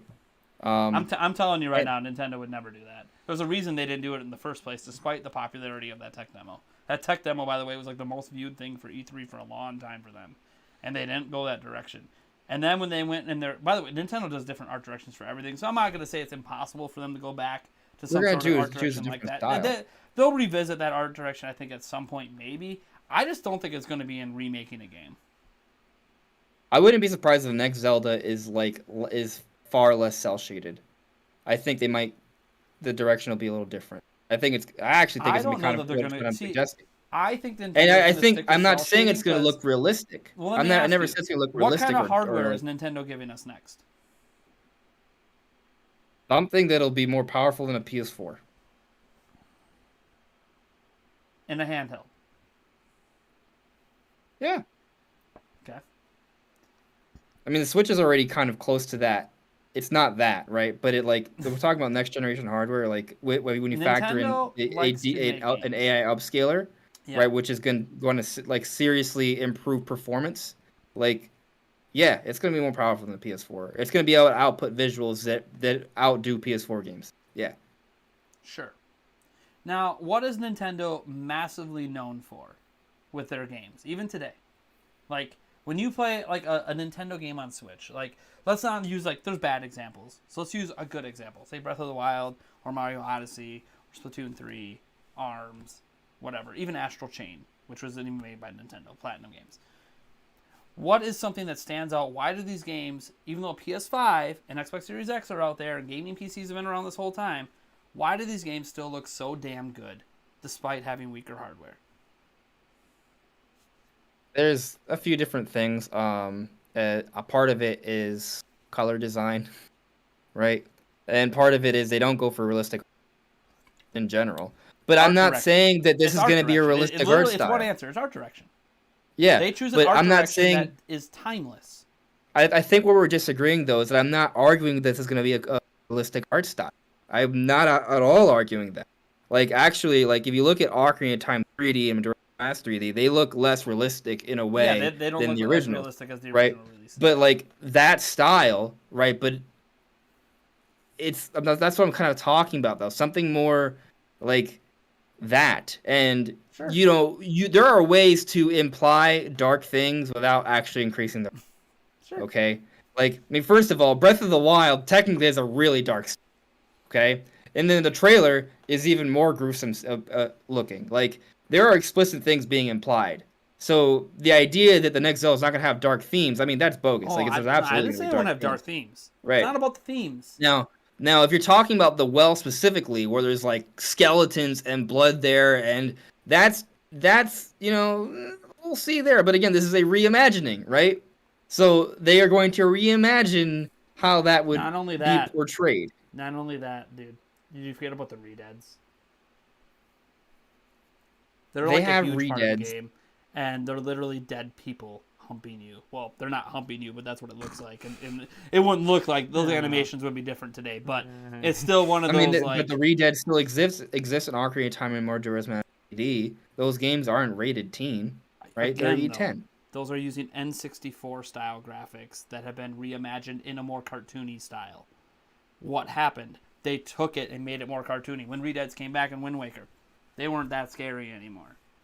So, but this all comes down to art direction, though, right? Like, they're Yeah. going to make decisions. I don't think this impacts the likelihood of it. It's just By the way, different I don't think it choices. matters what art direction they go. I don't think there's a world that exists where Ocarina of Time Remastered could sell anything close to Breath of the Wild. Literally, we've never seen anything in Zelda sell like Breath of the Wild. So imagine an old game could come back and be reimagined and suddenly do what Breath of the Wild did. Breath of the Wild did this before Switch was a big success. It Nate, did this put a before poll. Switch was a big success. More copies poll. of Breath of the Wild sold than systems existed. That's never poll. happened in Nintendo history. They've never a sold poll. more copies of a game at launch than the systems they had available. It's undeniable Breath of the Wild helped make Switch a success out the gate. So because of that, and you think about that for a moment, and you go, okay, yeah, well, Zelda only sold, it sold 20% of it. Okay, but why didn't it move more N64s then? Breath of the Wild moved Switches. Why couldn't Zelda move more N64s? Why couldn't Mario 64 move more N64s? Why weren't more copies of Mario 64 sold than systems that existed? There's a number of factors. Is that the game? It's not just the game's point fault. the point I'm trying to bring up is that these old games are amazing and I love them. But if you fundamentally make them Here's into the brand point. new Breath of the Wild wouldn't have experiences, saved the Wii U. If Breath of the There's a Wild few came out at the things. beginning of the Wii U's life cycle, it still wouldn't have saved the Wii. there's a few things to consider. Like, Ocarina of Time is beloved. If you completely remake the game, you also risk alienating all the original fans of the game because of all the changes. That has happened, by the way, with Final Fantasy VII. Its success is mostly built on new fans. There's a lot of older fans that are kind of like, I'm going to stick with Final Fantasy VII re-released on the PlayStation 5. I'm good. That's not Final Fantasy VII to me. That's a completely different game that doesn't interest me. Let me ask you a question, though. Okay, right. So, I in general agree with the idea that if you have all these new ideas for the Zelda game, why not just use it for the future Zelda game? Yeah. Especially considering that every Zelda game takes place in Hyrule anyway, right? You could argue every new Zelda game is already reimagined in previous Zelda, Sure. right? So I get that. Yeah. But at the same time, right? If you're reimagining Ocarina of Time, so excluding obviously Breath of the Wild, right? Any sort of Zelda game you can take to reimagine, what is the one that has the best sales potential? It's Ocarina of Time. There's not really any argument. You can there. reimagine which one has Right. the best sales potential. Twilight Princess. The better selling game with the most dungeons It was on. in Zelda history, and the most unique boss fights in Zelda history. I do like Twilight Princess. If it Like, wasn't easy. I mean, it just factually outsold Ocarina of Time. And I know we could talk about, the Wii. Look at the Wii. I totally get the Wii was like this big anomaly, but why was the Wii an anomaly? It wasn't because of Twilight Princess. It didn't. So here's the thing, though. Twilight Princess did outsell Ocarina of Time, but how much did it sell? 8 million versus 7? What? How much did Twilight Princess outsell Ocarina of Time by? Like, not a significant. It sold like 8 something million. Well, a little Right, more. so we're if you count talking- GameCube so- sales in, but Well, let's look it up. Because, like, you don't have to look it up. The point is, it's, like, within a couple million, right? sure, yeah. Maybe even less than that. But that difference, when you factor in that the Wii had over 100 million systems out, the N64 had, what, 35? Yeah, but why did the Wii sell? And then, Did the Wii sell because of Twilight Princess, or did it sell because of Wii Sports? So It sold to an audience that there's went. a very small core. There's a small core gaming audience on. I think we both agree on that. Yeah, But- well, what I'm saying is, I'm saying that some people did pick up a Wii to play Twilight Princess. Absolutely, I'm not disputing that. But I'm also saying, okay, so some people picked it up. 8% of the total Wii's audience picked it up. 20% picked up, obviously, Breath of the Wild. Which one was actually the system seller then? The one that sold 8% of the audience, or the one that sold 20% of the audience that outsold the number of systems that existed at the time? Wii Sports sold 80 million or whatever it was. Whenever they finally unbundled it from Wii is when it kind of stopped selling. I think when Wii Sports Resorts came out is when that started happening. But my thing is, look at all of the major selling games that outsold Zelda. 8 million sold on Wii, but then look at Wii Fit. Look at the games that weren't bundled in. Look at the games that sold. The audience for Wii was clearly not hardcore Nintendo faithful buying up hardcore games. That was not the audience on Wii. And yet, despite that being the exact audience N64 was, a carryover of hardcore audience from the NES and SNES. Wii was an entirely new audience, for the most part. Obviously, I owned a Wii. I'm sure you owned a Wii. A lot of people owned a Wii that were fans of Nintendo before that, but Had a Wii back not then. everybody did. There's a lot of Nintendo fans that totally skipped Wii. Says, screw motion controls. Screw not being in HD. This is not what I want. I don't want this crap. I can get Twilight Princess on here. I don't want Skyward Sword. It's garbage. I think Twilight Princess sold better than Ocarina of Time because of circumstances. And the difference is even that significant. It had a much better selling circumstance than Ocarina of Time What did. if I were to tell you that Twilight Princess 8 million sales came in the first 2 years and then it stopped selling? What difference does that make? Yeah, it hit 8 million in year 2, and then it just kind of slow crawled from there. It became a classic game eventually. It didn't really boost much of the sales. What I'm trying to point out is it was essentially people who needed that new hardware right away that bought it, and then that was it. Breath of the Wild has hit like 25 million almost. I'm sure by the It's still selling because it's still selling. Switches are still Zelda's selling. never done. I'm trying to explain this to you. Zelda's never been evergreen. It's never been an evergreen game. It's not Mario Kart.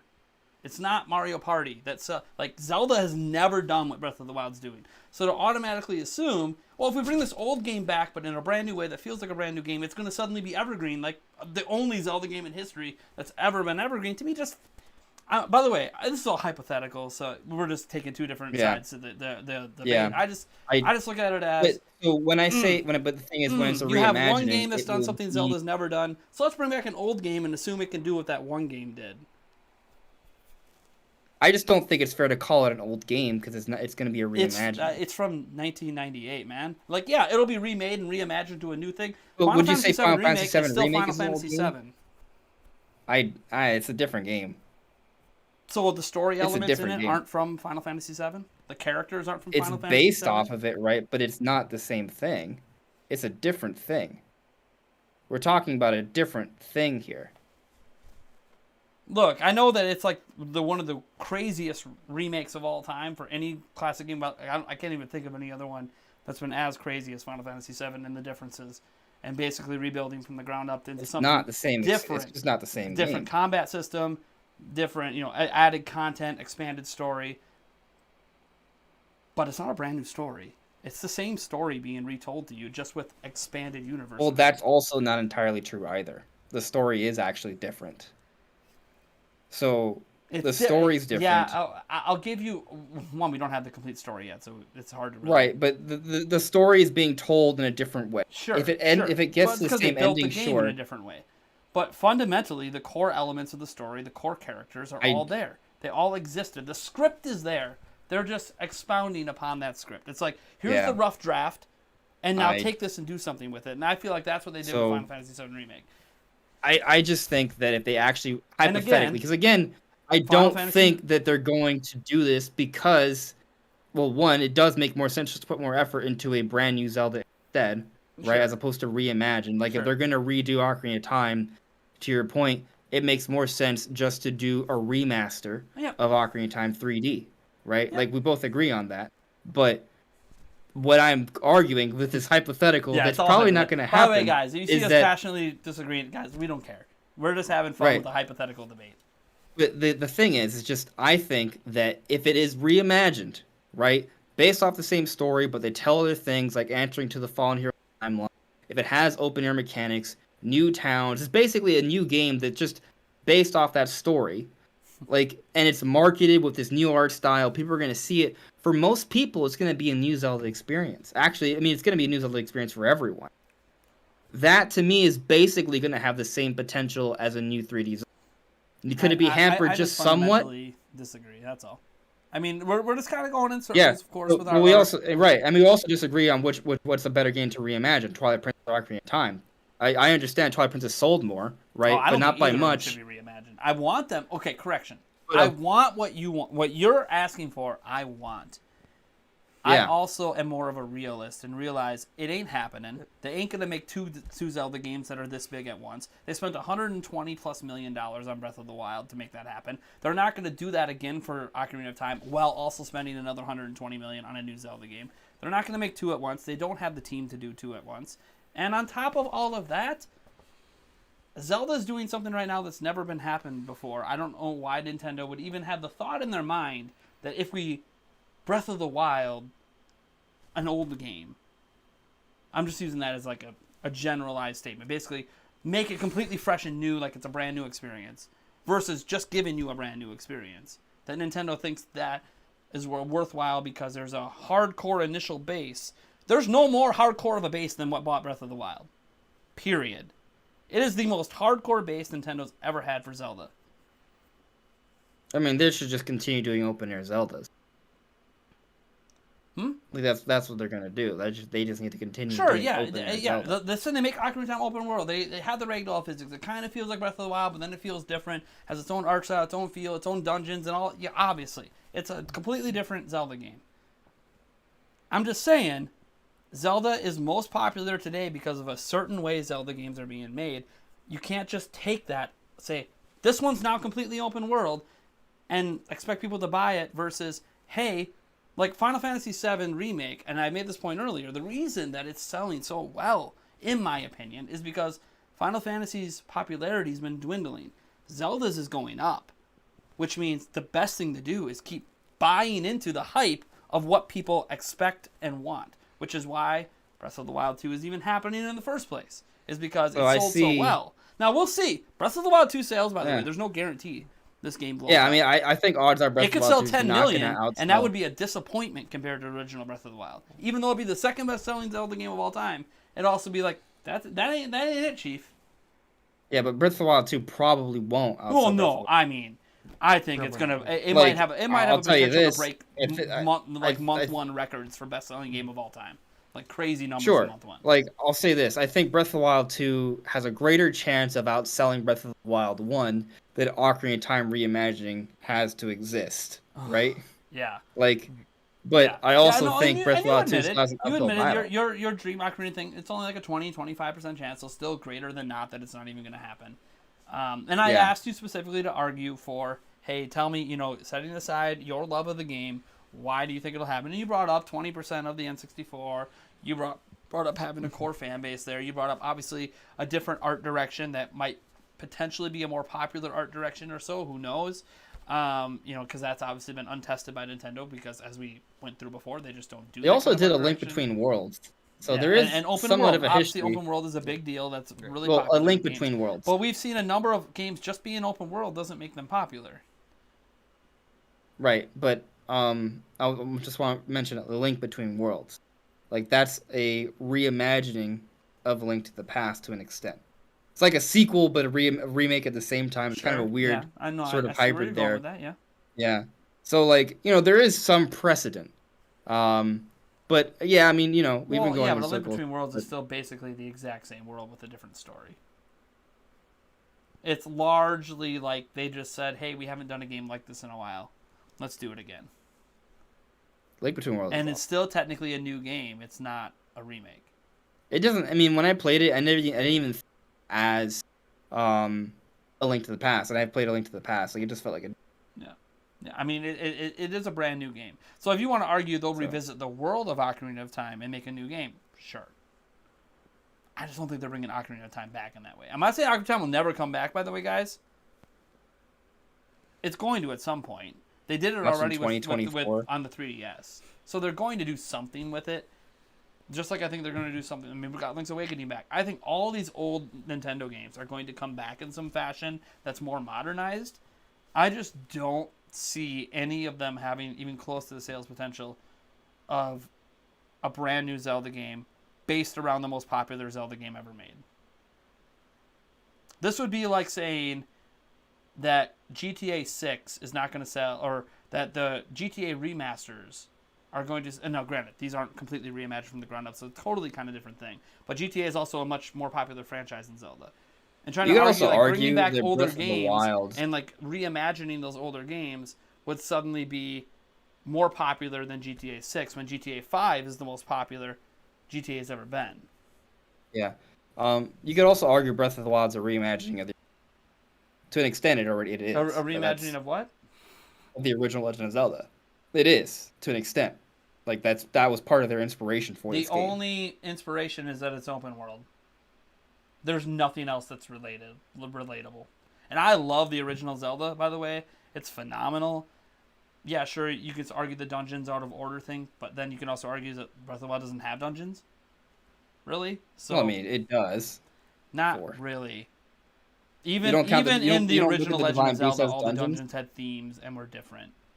That's not really the case here. I mean, there's technically themes, but once you get in They're more what subtle. makes the dungeons unique, which are the Divine Beast, of course, are the 4 big dungeons in the game, is the best part about those dungeons is how we get into them.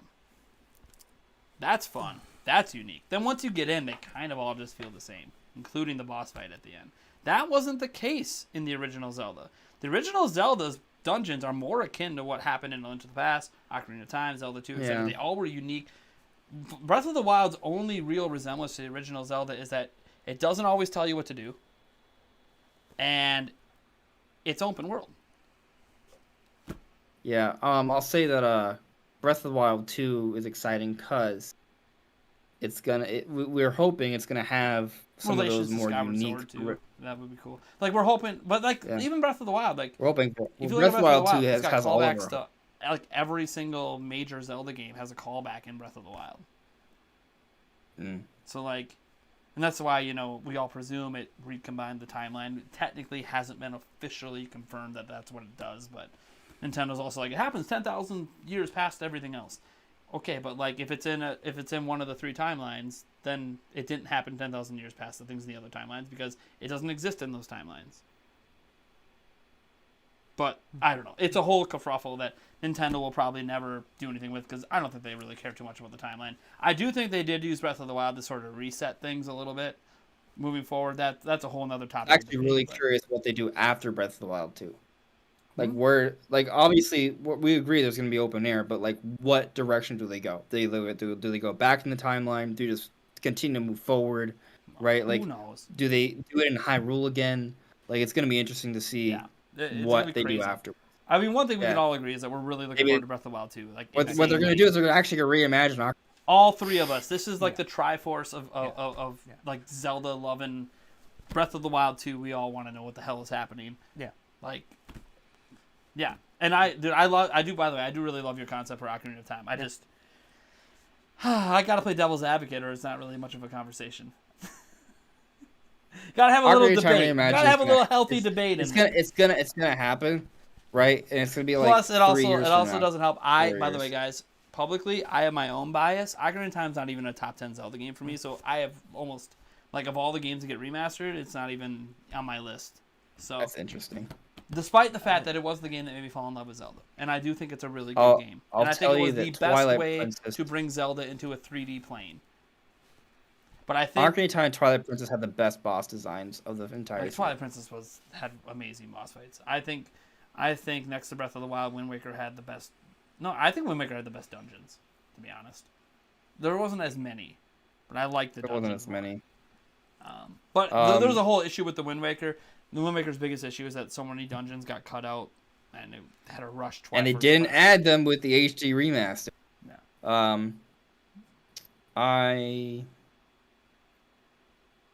I don't know. I God, we trying can talk to about Zelda decide. for hours on this channel. I swear. yeah No, yeah. yeah. We should- I feel like these conversations make me want to bring back like the old wow, what I called it. I used to have a show on this channel way back in the very beginning that was a Zelda. It was basically a Zelda based podcast. Literally, it wouldn't happen all the time. It would be like once a month, and we would just for hours, like 4 hours. It would just be Zelda. like, we're talking about this Yeah. game, this dungeon, this bit of news, this, that. I'm like, oh my god, these conversations bring me back. I feel, guys, would you guys want me to bring back like a once a month Zelda podcast? That might be something I good might be idea. able to pull together. I know so many Yeah. people that love Zelda.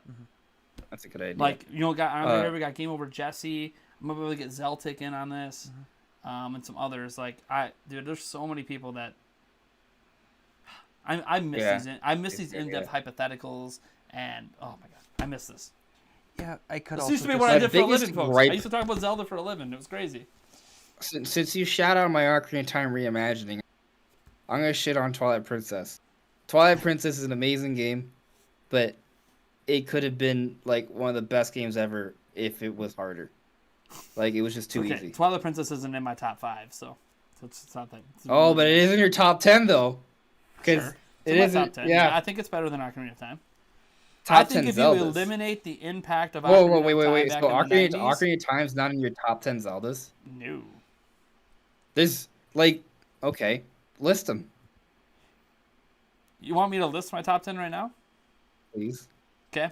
Like, I want to see everything you put above Ocarina Breath of of the Time, Wild. because there's not even that. Sure. Okay. Here's the controversial one, which, fine, it's fine. Breath of the Wild's not number, or Ocarina of Time's not number 11 either, so it doesn't matter.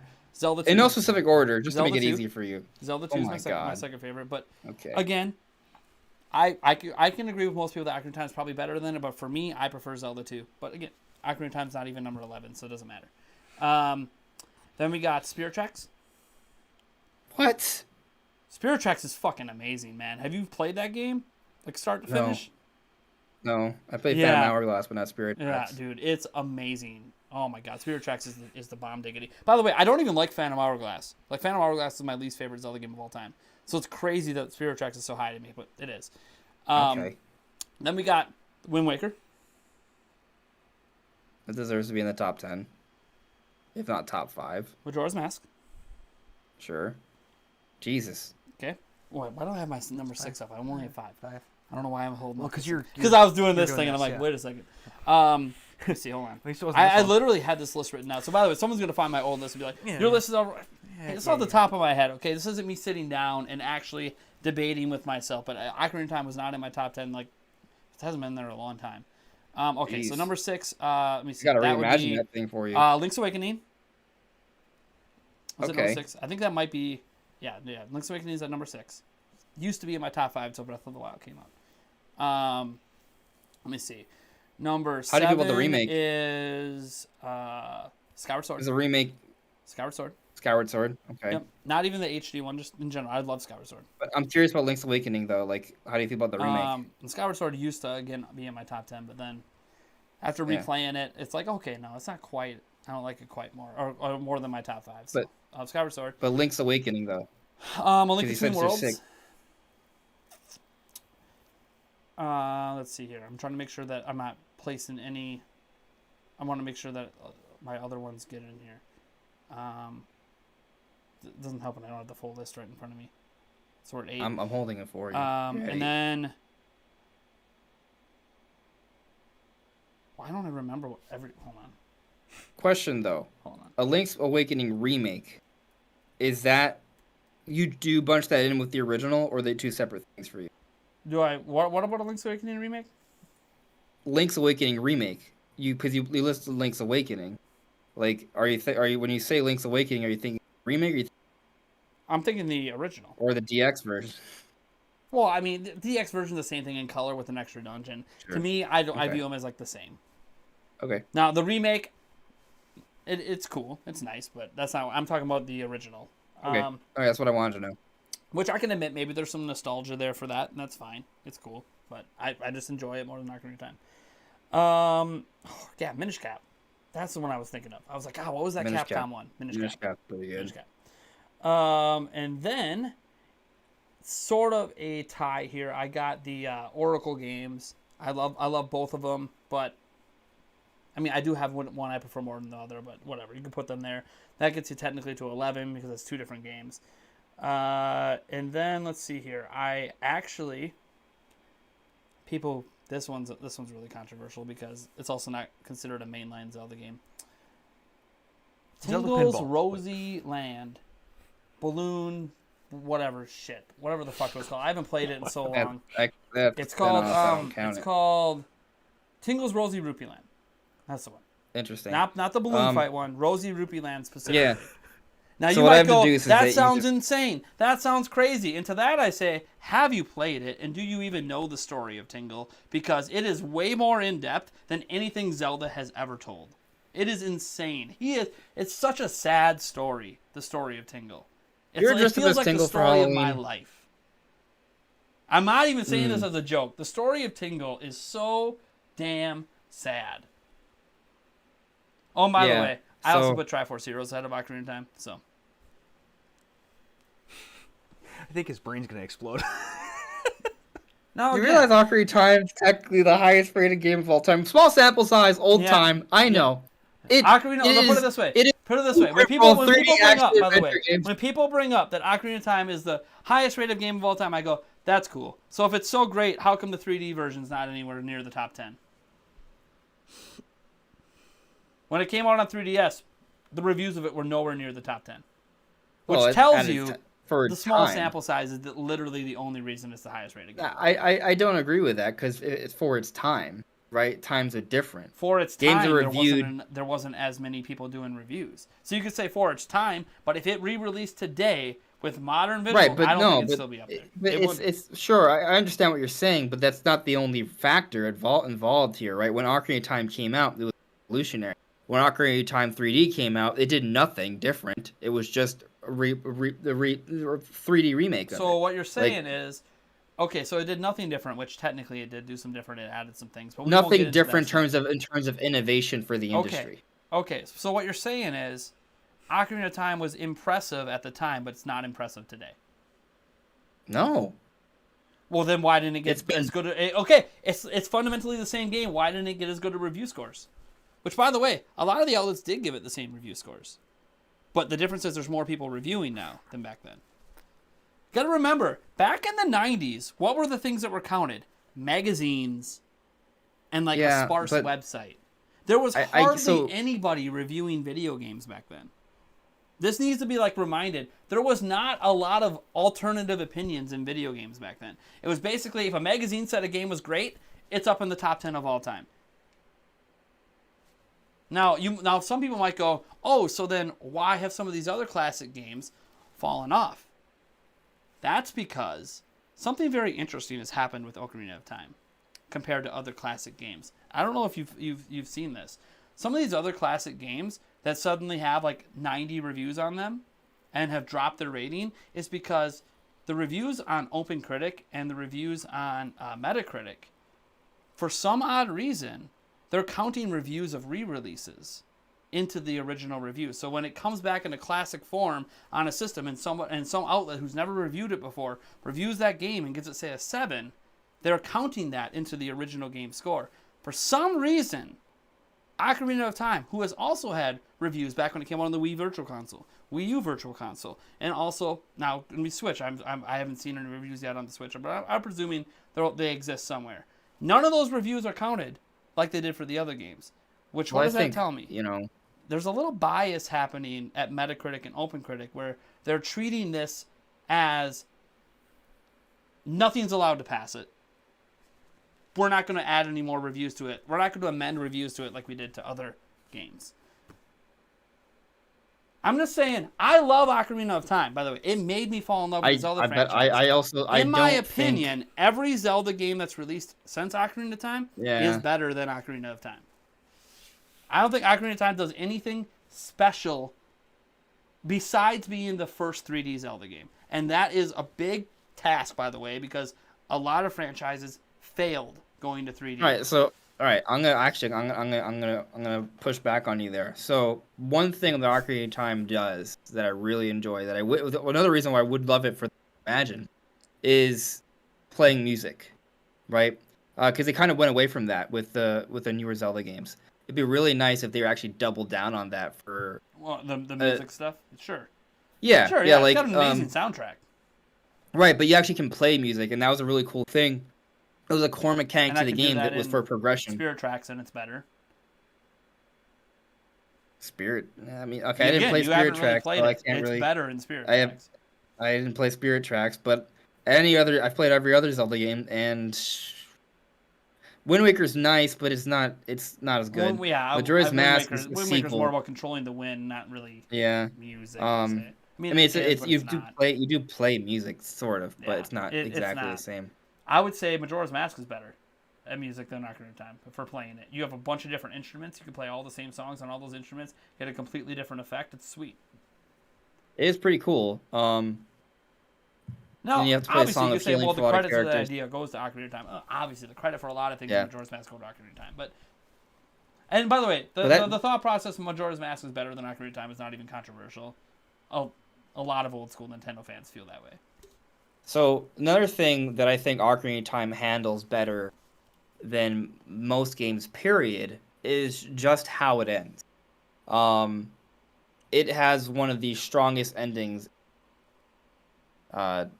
This is not you're making a face, but this is not like an alien opinion. This is a common opinion. Okay, that game had a really really awesome, like, the whole sort of lead up to the castle, triumphing the castle, getting to the top, hearing the buildup of the organ up the steps, Sure.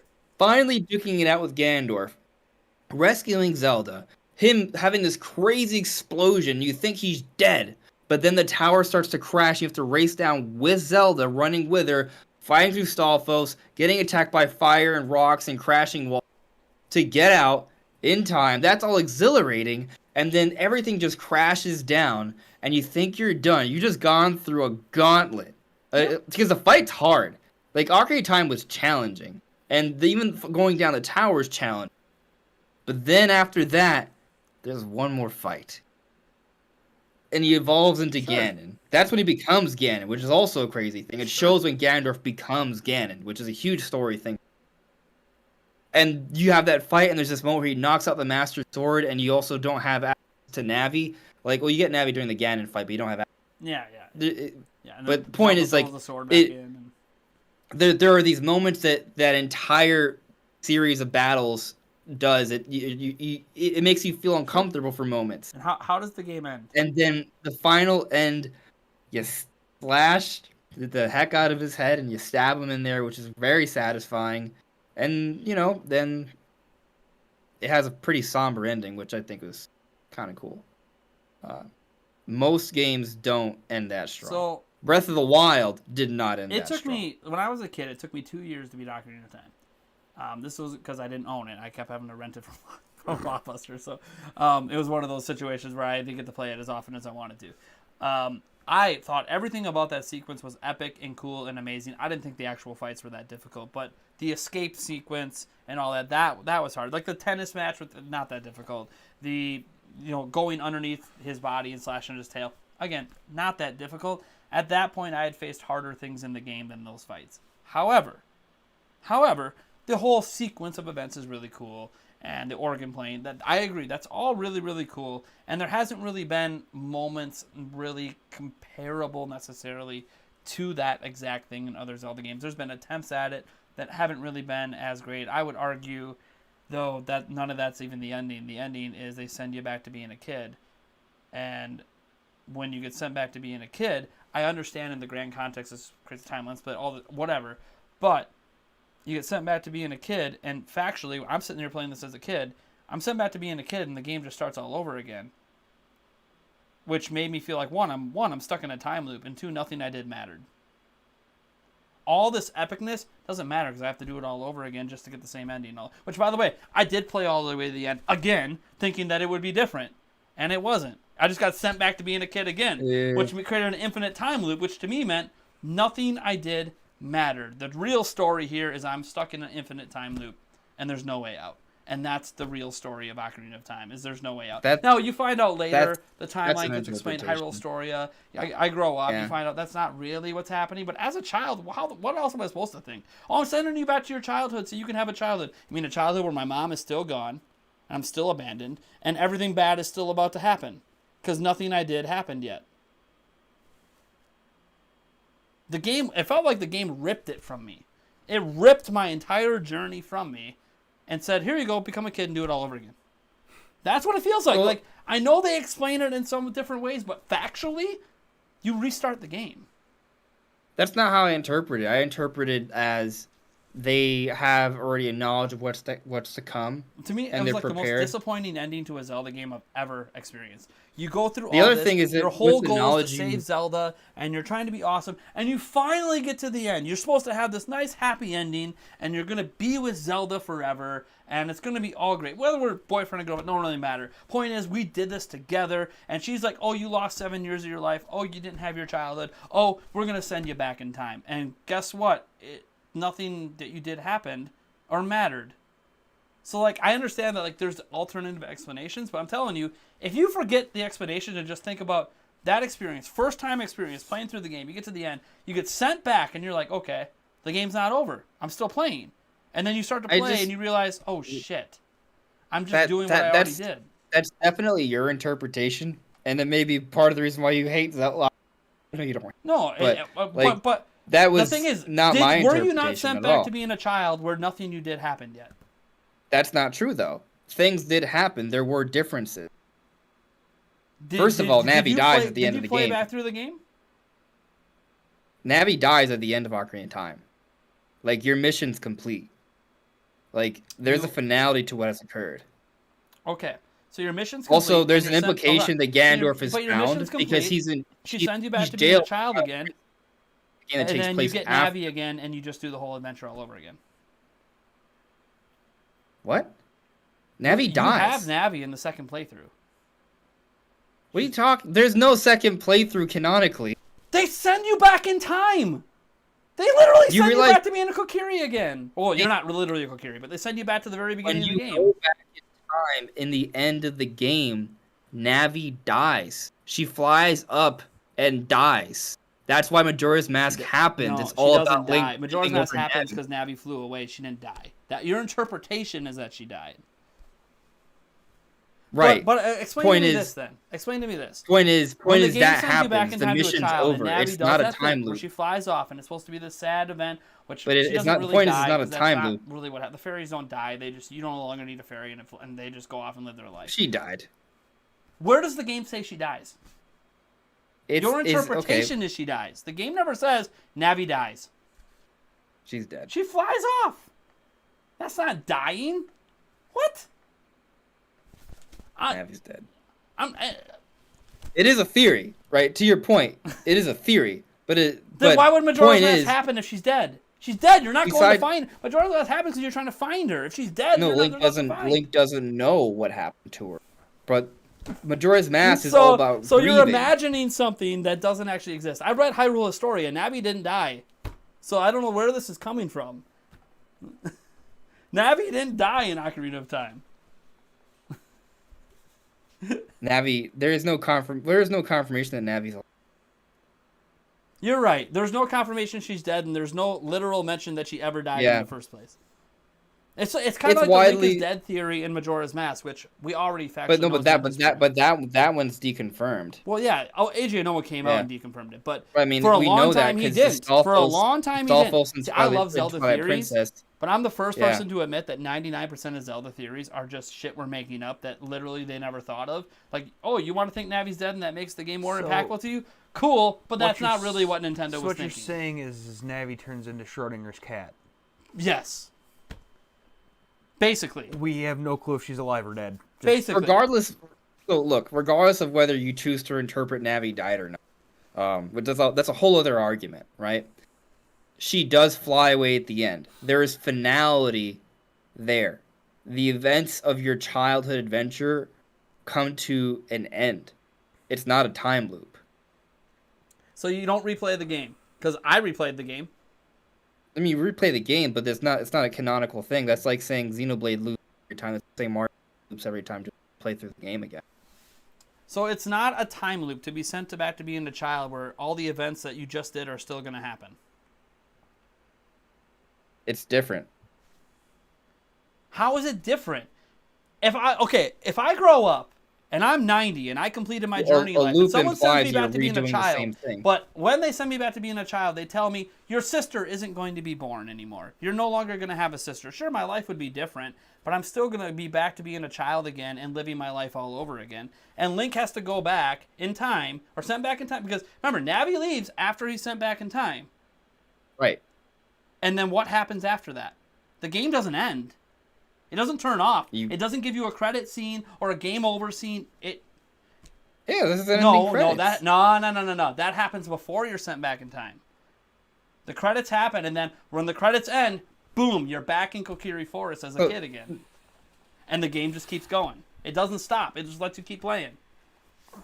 And what happens if you keep playing? No, You're you doing don't go back dungeons to all Kokiri over Forest. again. You're doing the game storyline doesn't all over again. save. It just keeps going. That's not true, though. The game doesn't save, and you go back to right before the fight with Ganondorf. No. That's 100% how it is. You're right. I know You're that right. for a fact. You're correct in that the game doesn't save. But read what Zelda says, and then look where you end up.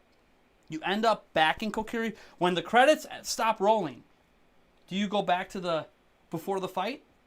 Do you go back to the main menu screen? No, you go back to Kokiri Forest as a kid, and you start the adventure all over again. I don't think so. But the memory can be foggy. Let's look it up.